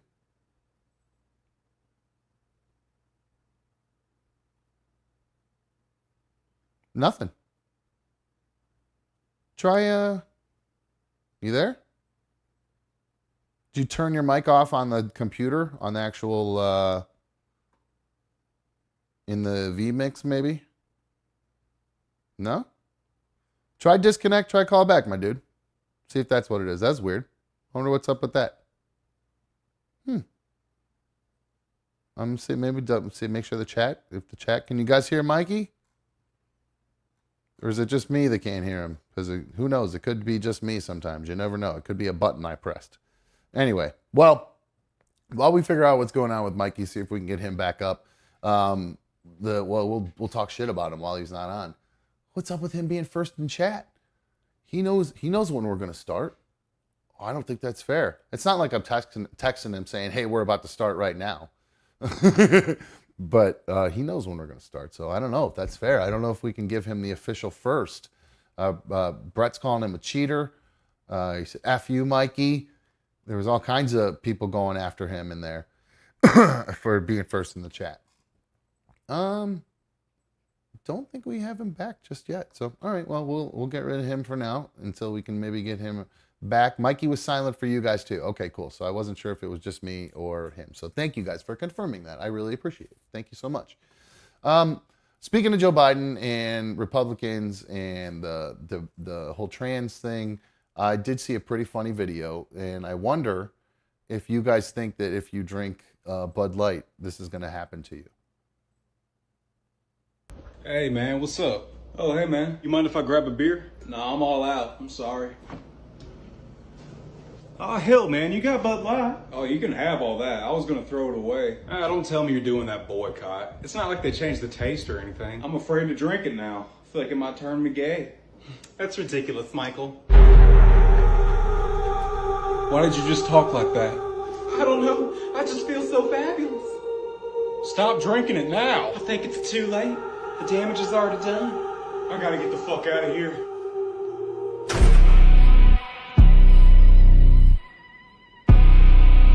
We are legion. We are many. What the hell are you? started good, ended kind of rough. But I thought that was really funny because it made me think. Because this whole Bud Light thing is so ridiculous to me. Like, I really don't get it at all. It makes absolutely no sense to me. Why would you boycott a beer that you probably like because of they support a trans influencer? You really give that much of a crap about trans people and what they do with their lives and stuff? Like, who gives a shit? I don't understand it at all. That's why I thought that video was so funny, because it's just like, guys are kind of overdoing it here. Now, I will say, this trans influencer who went to the White House and did this video that was was around earlier this week, and here's this video if you want to check that out. Welcome to the White House. Thank you. Cool. Happy Pride Month. Happy Pride Year. Happy Pride Life. Yeah. Transgender children. So far, okay. Beautiful. You are heard. So far, so good. You are understood. You are loved. And you belong. One of the bravest and most Zooming in like inspiring that. people I've ever known. And I mean, you're know welcome. some good folks. Can we take a little video? Hi, Mr. President. It is an honor. Trans rights are human rights. Oh, it's a video. Oh, it's a video.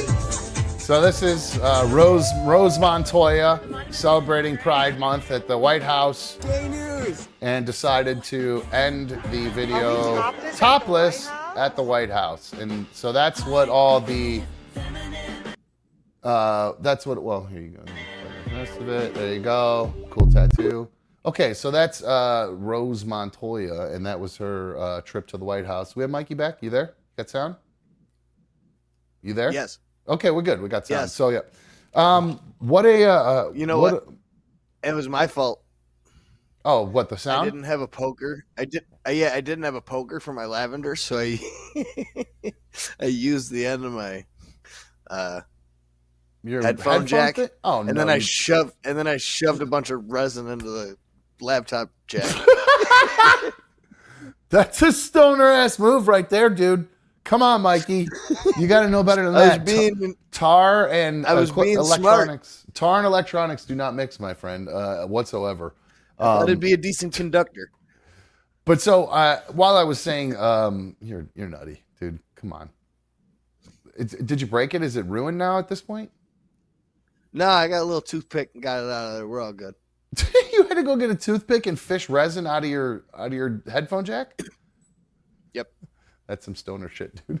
My bad. Okay, you do some heavy stoner stuff. I love it.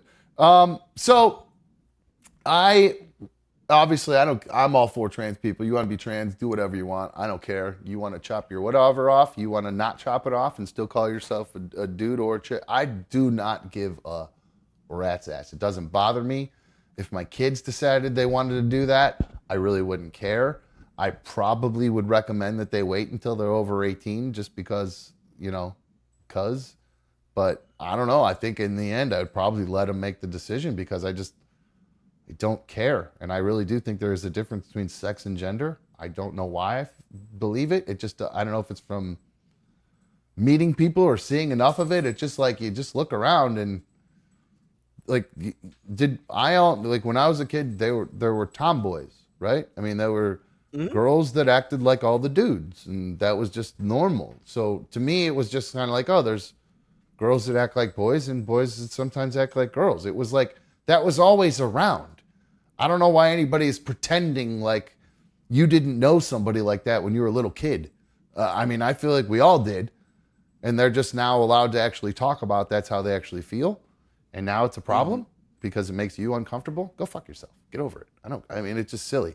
And I understand the argument that parents have and, about not wanting it to be force fed or whatever. And like, you don't want it to be incepted into your kid. But I don't think just presenting it to them is going to make them turn trans or whatever. Just knowing I'm not. I mean, teenage boys and almost teenage boys. What do they hear about it in school? Like, is there any classes where they've talked about this yet, or is there I actually any type haven't. of deal like there? I've not asked them about that, but I did have my one son the other day, or like I don't know, a couple of weeks ago, and we're pretty open here. Like we're very, I would say the word liberal because we're not like bleeding heart liberals here, but we're pretty open. You know, like we're not racist, we're not homophobic. We tell them if they want to be whatever they want to be. You like who you like. We don't care. That won't matter to us. And I don't know, somehow, I don't know if pride came up or something like that, but the younger one said something that kind of made me like it took me aback. He was like, I don't really like it when they kind of like throw all that in your face. And I was like, somebody 100% said that to him. That's not something that he would formulate on his own. I don't really feel like that up in passing someplace. and I said to him, I go, well, Shay, it's because they spent so many years, you know, not being able to be open and honest about it. So, you know, we're kind of celebrating a little bit to allow them to feel open, and we're celebrating it since it was something you had to hide for so long. And I said to him, I go, have you heard the phrase coming out of the closet? And he said, I do, but I don't know what it means. Other than I know, like it means it tells the world they're gay. And I was like, well, it's because people, like if you hide something, you're hiding it in the closet. Like they were hiding that they were gay in the closet. So I explained to him what it meant, and that they're coming out of the closet. And it was like a light bulb went off when I said that. And he kind of went, oh, so that's why they make such a big deal about it, because for so long. And I'm like, yes, honey, that's why. And does it make sense now? And he goes, yeah, I guess. But I know, it just sometimes it'll make me uncomfortable. And I was like, what if like somebody, like a kid at school hits on you or something, like a boy? And he goes, yeah. And I was like, oh, well, I mean, whatever. It is what it is. You get uncomfortable if a girl hits on you or stuff. And he goes, well, yeah. And I go, well, there you go. You're just a little kid. It's just, you're just uncomfortable doing that stuff, period. So, you know, don't worry about it. But, Rose Montoya, the trans influencer we just saw at the White House, who, by the way, I'm not gonna lie, pretty freaking hot. I don't think she's bad looking at all. I'm not gonna lie. If I saw her in a bar, or they, them, her, I'm not sure what she identifies as or goes by. When I did just see Demi Lovato dropped her they, them. She's tired of explaining to people. I'm just tired of explaining it to people. Yep, can't do it anymore. Can't be bothered with explaining to them. I'm going to explain everything else about myself except the thing that defines me, that I've defined myself as. So yeah, no, this Rose Montoya, pretty hot. If I saw Rose out there, I'd be like, look at the badonk on her. Look at the bod. Look at this Coke bottle on this chick. Come on, it's not bad looking at all. I didn't see anything. Today I need to apologize. The voice would be immediate at the end of it, but I'm not gonna lie. That'd be if I was loaded, I don't know if I'd be able to tell. If you're, yeah, well, not loaded, I wouldn't know. I mean, I still don't think I would be able to tell until she talked, obviously.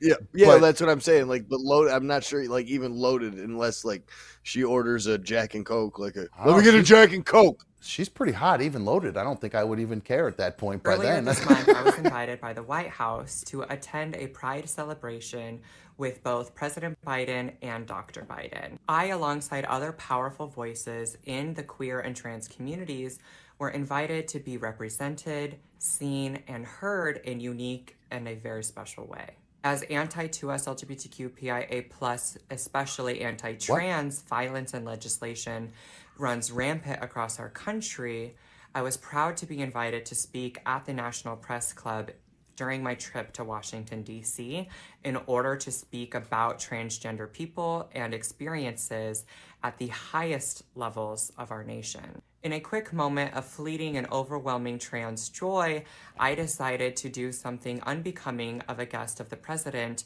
at the White House lawn celebration. More so than ever before, I have learned how powerful and just how impactful my actions are, and how impactful it is when we share our stories and experiences, and how we do so with the world. I want to take this moment to apologize for the impact of my actions. I especially want to apologize to my Black trans brothers and siblings, especially transgender women who are Black. because I understand that you all are constantly at a disproportionate level impacted by the actions of others, and especially by anti-trans violence. I would also like to apologize to my family and friends who have been harassed. I would also like to apologize to my own community, the 2S LGBTQIA+ community. And last but not least, I would like to apologize to the president, the White House, and the nation. It was also... All right, good enough. I'll take the apology. We get it. You're sorry. President is last in that list. Yes. Well, I mean, she hit everyone. I don't understand why the singling out the black. Apparently black transgenders are facing much more discrimination apparently than everyone else, but I don't know why you would apologize. Well, maybe in the sense, I guess I understand why they're apologizing, because as soon as I saw this, I went, oh my God, how stupid is this? You're setting back all this, like you're being invited to the White House, for Christ's sake. It's like if you're trying to present to the world that you're, quote, normal or like everyone else, and no, there's nothing abnormal about your lifestyle or the way you feel about your gender, then what the fuck are you doing taking your top off at the White House? You're just perpetuating every fucking stereotype about being hypersexual or oversexualized or, you know, crazed sex homo people. Like it's such a stupid thing and such a bad decision. So I was glad to see much ammo to the far right. Yes, you're absolutely, you're essentially proving the stereotypes that they try to perpetuate against you. Right into their hand. Yes. They're going to use that in churches and be like, this is what happens. This is the devil. Yes. Meanwhile, the priests are in the back jerking off their beautiful lips. I mean, look at those lips. My God. Jeez. Gorgeous lips. Anyway. No. Let's be real. That woman is way too old for a priest. Wrong gender, too. Well, who knows? At this point, they make it work. They don't accept that, so they don't care. Oh, that's funny. So yeah, no, I'm glad she apologized, or they apologized. Again, I don't know what she goes by. They go by. God, that's so frustrating. This person apologized, and I'm glad that this person did it. That's funny. Brittany asks, which one pisses you off more, the fat lady on the plane or this one? The fat lady on the plane pisses me off way more than this. Yeah, that's just straight up a funny story about that. So my girl was watching last night. Yeah. And she was getting ready to call in when she said she got infuriated when me and you were eating 3,700 calories. And then picking apart a plus-sized woman for complaining about a plane as we binge eat ourselves. Pretty good point. She's got a point there. I said, you're right. I said, You should have fucking called in. Yeah. And that's funny. I wish she would have. She should have called and started yelling at us. Don't be afraid to call. Yeah, definitely call next time and let us know what ass wipes we are, for sure. Because me and her, like, I love her to death. Like, she's my soulmate, but me and her are polar opposites. As far as like politically or whatever, or what do you mean? Just in general, everything? No, I mean, a lot of things were the same in like the important ways, but like politically, we do not look nearly the same. I have a lot of liberal ways I look, but I identify as a he or him conservative. You know what I'm saying? Okay. I can just consider myself a conservative. Really? I don't buy the liberal dream and a lot of the shit that they put down my throat. Right. So what did you think about this whole situation with this Rose Montoya? Oh, that I'm very liberal about. Like I said, I'm very liberal about certain things that I could very care less about. It doesn't affect me either way. People. So what are you trying to tell me? You're a fiscal conservative, Mikey? Is that what you're trying to tell me? Sure. Sure. Works. Okay. All right. CYX is saying that maybe Rose Montoya was a crisis actress from the deep state to help hurt the trans movement. Well, she did. You would think that with the dumb thing that she did. It seems like that was a pretty dumb thing. Why do these headphones sound like my left ear is not working for some reason? It's weird. So, all right. Well, let's see. Hold on one sec. What was I going to say here? I had another video I wanted to play, Mikey, that actually I thought would make you real happy because it was nice to see a cop get his. Sometimes they really abuse that power. So this video made me so happy when I watched this video. I imagine you guys have probably seen it, but I just haven't had a chance. It came out a couple days ago, and I just haven't had a chance to play it yet. But did my last interaction with the police has tainted my entire existence and belief when it comes to the police. Well, let me play this, and then you can tell me about what happened with the last interaction you had. So this is down in Orlando. Oh, yeah. Down in Orlando, this is a sheriff's cruiser. So here you can see out of his dash cam, he's passing what looks to be another police car, right? So here you go. It starts with no audio. Come on. There we go. No audio, but he sees this cop car just go tearing by him. Another SUV, a cop car. He turns around to follow him. The car is going so fast, it's already out of sight. Can't see it. So he has to now drive at an unsafe speed to go catch up to this guy, which, gotta be honest with you, not sure if that's even I don't know how this makes any sense. One cop chasing another cop for speeding, and you have to speed to go get him. So now the audio kicks in. He's chasing, and he says, "I'm going 100 miles an hour, 100 miles an hour, trying to catch up with this butthead." Over 100 miles an hour trying to catch up with this butthead. And he knows the audio just clicked on too. Yeah. 100 miles an hour trying to catch up with this butthead. But I mean, is that any better? I mean, you look at all these there's no reason. Get on the radio at this point, right? Then he runs a stop sign. This cop car's got his lights on to pass people. Copy down that bumper. This is like, I can't believe I'm watching right now. These fucking cops. Yeah, 11070. Oh, it's got somebody with him. So I was confused there. Pull over. So, this is a sheriff pulling over a local cop right now. You going to pull over? Please say a command. Pull over.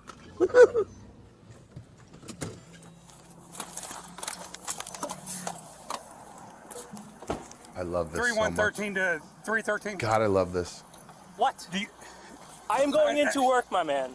Why are you trying to pull me over as I'm going into work? Because you're going 80 and a 45. I am going into work. Okay, where are you going to work? What does it look like I am dressed for? What does it look like I am dressed for? My name is Deputy Hilton, and I see your driver's license. No. Okay.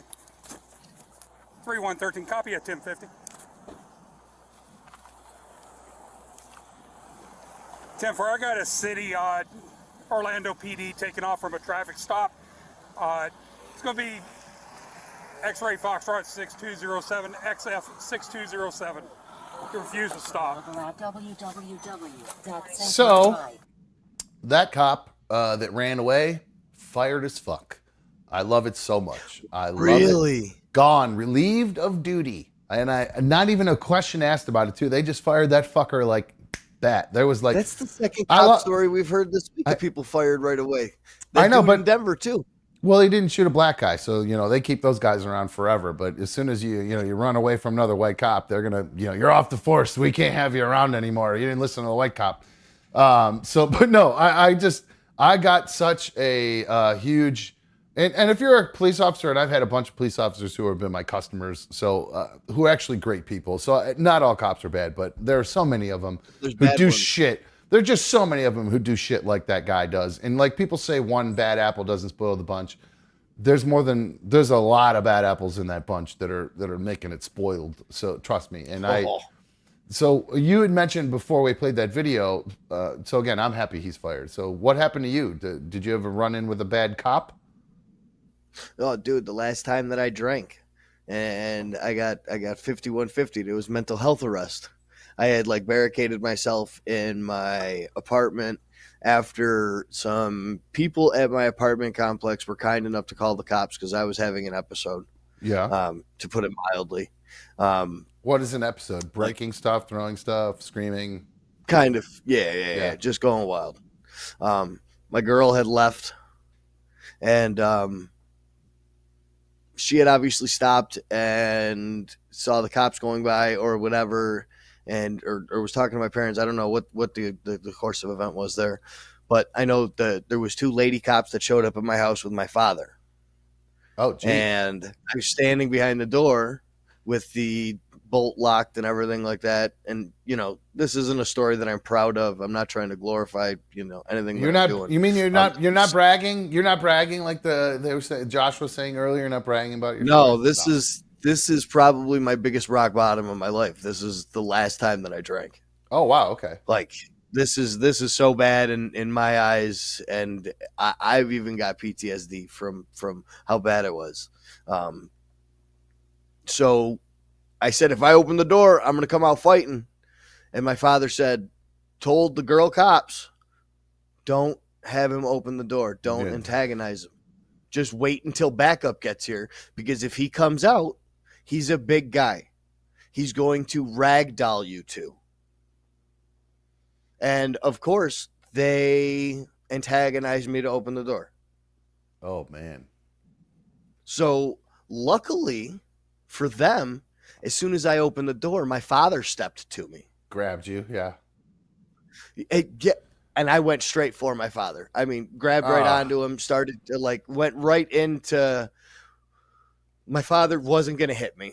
He had me kind of in a headlock, just subduing me, but I just kept trying to punch him in the dick as hard as I could. Oh, Jesus, dude. Oh, man. I was just screaming, yelling, kicking, pushing, and because the whole time that happened, while that's happening, is there even is there tiny, the littlest back part of your head going, I know I shouldn't be doing this, but I can't help myself?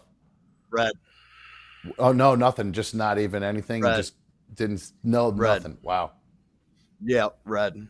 It just completely blacked out. That's completely blackout drunk. Mm-hmm. But what after that, what were you drinking? Beer, liquor? Oh, dude, that's when I was drinking more than a liter of vodka a day. I was drinking it by the pint.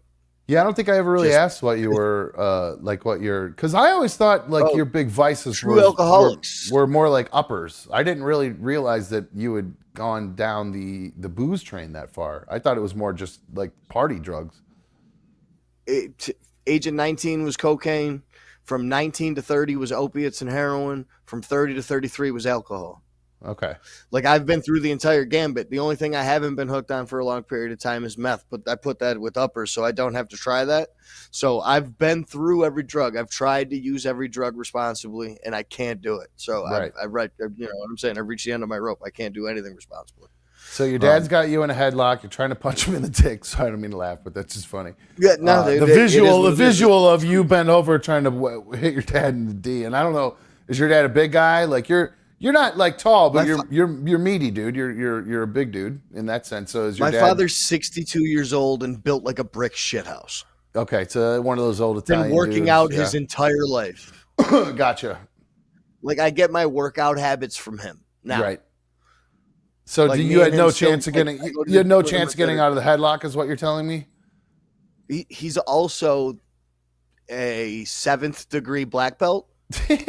Jesus. Like, no, he's the head of our style. He's the head of our entire style. Like, he's the last member of it right now that could still be practicing. Of your Kaja Kempa or whatever you do, or what do you do? Yeah, Wing Chun, the karate that we used to do. Yeah. What's it called? It's all over my arm. Ninjutsu. Ninjutsu. Oh, okay. I didn't. Your dad's the only person that can teach ninjutsu?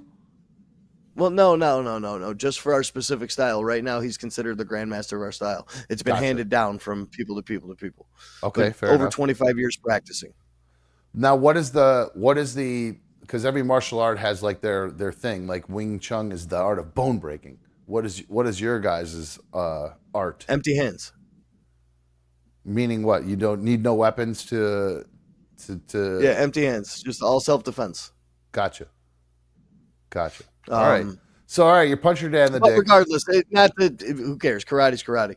But there's no way that I was getting away from him anyways. He's got the old man strength. Yes. And he's built like a brick shit house. So Gotcha. they ended up getting us separated, and I end up in handcuffs on the floor. My father ends up in handcuffs. Oh, jeez. In the back of a cop car, and they've got my girlfriend cornered, and the lady cop talking to the girl was like, I know that he was physical with you. All you have to do is tell me, we'll take care of it. And she was like, no, it's not like that. He needs help. Like, she actually like had my back. Like this girl, like I said, I owe her my life. Wow. And this is I the put same her girl in a you're really with bad now? spot. Yeah, absolutely. Wow. And she stuck with you through all this. That's amazing. Shit, dude, she picked me up from rehab. She's a saint. She really is. Well, this story started with the cops doing something that pissed you off, and is it just the fact that they kept antagonizing you? You're saying, or did they do something with your dad, putting him in the car?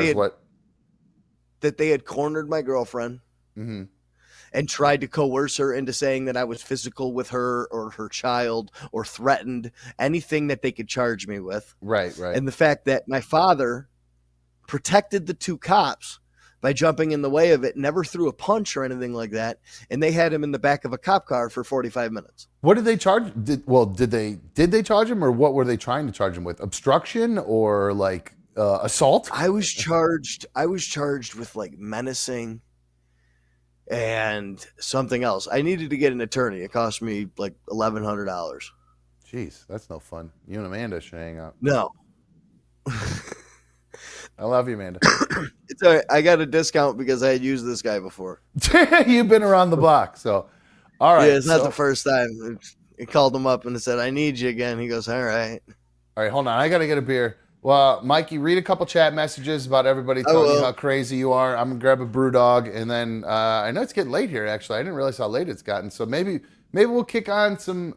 We'll see if, I don't know if I can get that chat to work. I'd rather actually do a test maybe off air to see if I can get that to work, so maybe we'll kick on some NASCAR. Maybe we won't. It's kind of late, and I still have more work to do tonight. I got a DJ, and I got a wedding tomorrow, and I got to pull music, and I got a photo booth tomorrow, and I got to get that all set up. So we might call it a little bit here in a sec. So I do have a couple, one funny video to play, actually, before we wrap things up, though. Let me get a beer. All right. Oh, good. Nobody's really calling me crazy. Not for the most part. Amanda said, wait a minute.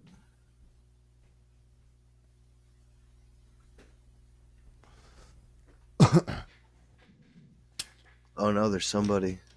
A Maddie, somebody getting blocked. What's going on in the chat? Sometimes I miss the chat. What are they I doing? don't know. They're I'm fighting having to in the scroll chat? up in here. They're fighting in the chat, so I don't know what the problem is in there. Oh, Matt France is in the chat. I don't understand what the problem is, though. What's wrong with Matt? Matt's fine. I love Matt. I know. Like, Matt's got a good gait, bro. Like, I like the way Matt I love the way And- Matt strolls. Matt's got a great gait. I love his great gait. It's wonderful. Put that Bud Light down. What? What happened? What are you talking about? Oh, that's funny. All right. You know what? I decided I don't want to play NASCAR tonight. I know I got too much work to do, and if I stay up late, I won't do it, and then I got to wake up early, and I got to do it in the morning before my event, and that gives me anxiety. And anxiety makes me angry. That's when I have rage outs, when I'm anxious about stuff. So I don't want to be anxious. Yeah, me too, man. I hate anxiety. Yeah, I've really started to learn that a lot of my rage outs and my anger are anxiety based, and this is through a lot of therapy. I've learned this, that when I'm anxious about either an event or just overall money, or just kind of that, because you had mentioned this before. I have the same thing where I'm always worried about the other shoe's going to fall one way or another. Something's going to happen. Oh, it's all going to fall thinking. apart. Yes, so it's a problem for me. It really does. It really does affect me. So I try not to be as anxious, or try to avoid things that I know will make me anxious. That way I don't rage out in on the car on the way to an event or something like that. So thankfully all my events go perfectly. Do you see somebody trying to call? No, it worked for 2 seconds and then it was just gone. I don't understand. If he wants to try again, he can, but it was. I don't know what's going on. If it's me or if it's a port thing, because somebody, the people that I called about it to work on it, I had to do some port stuff. Now it's working. It's ringing when I'm calling right now. So if somebody wants to try to call, they can do that and do a little open lines America before the end of the show if you guys want to, before we end things up. But oh, there you go. There's the phone call right there. Hi, perfect. All right, well it's right there. Hi, you're another dumb show. Who's this? Matt. Matt? Same Matty. Matt? Or different Matt. What's up? Yeah, Matt, I'm buddies with Mike. Oh, hey, what's up, Matt? How are you, dude? What's up, brother? How you doing, my guy? What's going on? I'm good. Mikey, Skull, what's up, pal? What's up, buddy? How you doing? I love it. I'm all so right, is it, man, just working. Is this your buddy from you Philly? You still driving around? Yep. South Philly, born and raised. Nice. I can tell by the accent. I love it. Where you? It says you're calling from Jersey, but I'm putting Philly on here for you right now, Matt. Matt from Philly. I love it. So you and Mikey, I got you a guys, Jersey number, but you spent some time together Philly in kid, though. in the rehab. Yeah, funny story is I'm born and raised in South Philly, but I'm a Vikings fan. And I'm sitting in the room. He comes in. He's got a big Vikings head on his shoulder. I'm like, where the hell are you from? He's like Rochester. I'm like, how the hell are you a Vikings fan? That's great. Yeah, that's how that went down. Well, good for you. Mikey. So there you go. Lifelong friends after all that. Good stuff. I like to hear that. So, well, all right, dude. Well, skull to you, to Matt, our new listener from Philly. I appreciate you checking out the show, dude. Make sure you watch and spread the word around Philly, man. We'll do. All right, bro. I appreciate it, man. I love you, brother. All right, love you too, Mikey. Talk to you later, guys. Yeah, later, bro. All right, take it. He does have a great voice, huh? That's awesome. I like that. Oh, dude, you should hear this kid start to talk about some of the things that he's into. Yeah, we probably should have let him go and just let him start going. He sounded like that kid in the video. All right, I have. He's got a thing for midgets. Like Small actually. people. Yeah, I don't know if you could say that word anymore. Little people. Yeah, I don't know. Boy, you're on a roll tonight, man. You got broads in there. Yeah. You said that's okay. You're on a roll, bro. All right, that's okay. Yeah, something along those lines. I don't think it was a total. I'm a '90s kid. Lucky I didn't drop the R word. Yeah, that's a hard one. I got to be careful with that one because it's part of my vernacular I got to get rid of. So I know it's wrong to say, but it's ingrained in I throw it around in public like it's my job, but I ain't going to do it here. Don't do that. Yeah, we'll get, that'd be no good. So this video is just funny to me, so I'm just going to play it. This video went viral, and this guy got into a little bit of trouble. It says it might be distressing, but I don't think it's distressing. I just think it's kind of funny. So here, check this out. Come on. Okay, so we got a park, we got a tree, we got a guy. The fuck? We got a lot of fucking splinters. That's all I can tell you. What the fuck is this guy up to? Yeah, just laid on it, or was there thrusting going on? Oh, I'm trying to see the blur moving. Oh no, the reason why this went viral is because he is fully at attention, and he is making love to the tree. He's really enjoying himself there. So I don't understand. I've heard of people wanting to like have sex with cars and things like that, but this one's a new one for me. Effing a tree. At least a car, it's like waxed up and stuff, so there's not going to be a lot of like splinters. Like this guy, I'm not really sure what this guy was thinking, but there's freaks out there for everyone, Mikey. Dude. Yeah, did you know there was the thrust you were looking for, by the way? Did you see that? Yeah. That was a nice, that was a full blown, yep, right there. Just, yep. That's all the way in. That's more than the tip. This guy. And I mean, he's got to get his shirt off too. He's got to get it all the way, and he's got to feel it and then just lean into it. And you know, everybody likes that. Everybody loves that moment where you just get that, sit there and just hang out for a sec before you really go to Pound Town, right? I mean, so he's in that pre-Pound Town love coitus moment. What were you about to say? Full bliss. I have no idea. I just checked out.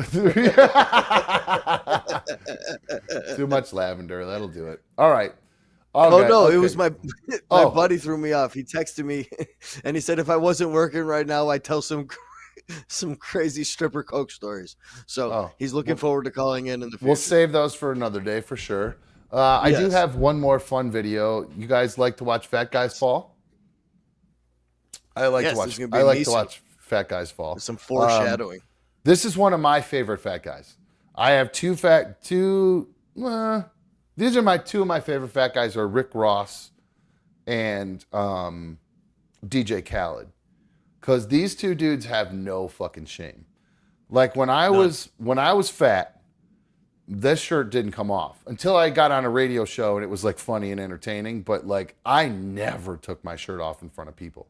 I was the kid that went in the pool wearing a t-shirt. Like I was that kid. I was so embarrassed of my man boobs and my stretch marks. There was no chance anybody was going to see that if I could avoid it. But DJ Khaled, this guy has zero shame about his bod, and he is always, him and Rick Ross are always flaunting their big man boobs. Even though Rick Ross lost some weight, they're still out there flaunting their man boobs constantly. So here's DJ Khaled. He's on one of those electric surfboards. I mean, look at that. Look at that titty roll just wrapping all the way around to his back. Now, I'm making fun of him, but there's no chance I'd even be able to do this. Whoop!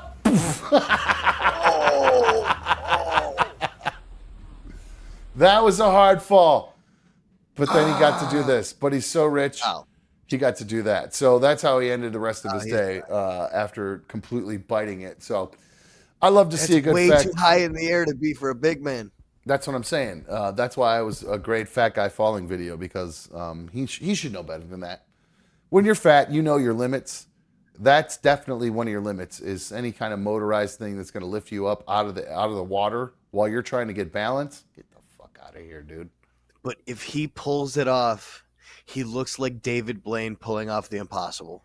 That is a sight, like that is a poster of greatness. Like something that would, like if he actually stood up on it and was just enjoying it as being a big man, that would be one of the greatest views ever.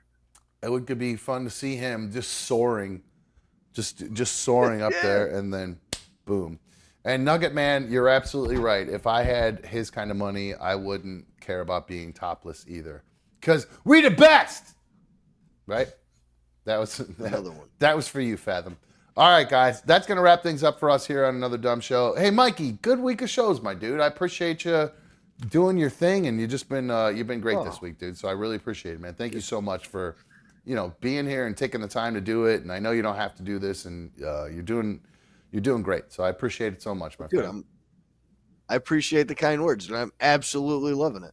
Awesome, good stuff. All right, my dude. Well, I'll let you go. Go see your girl. Go do some stepdad stuff, and whatever.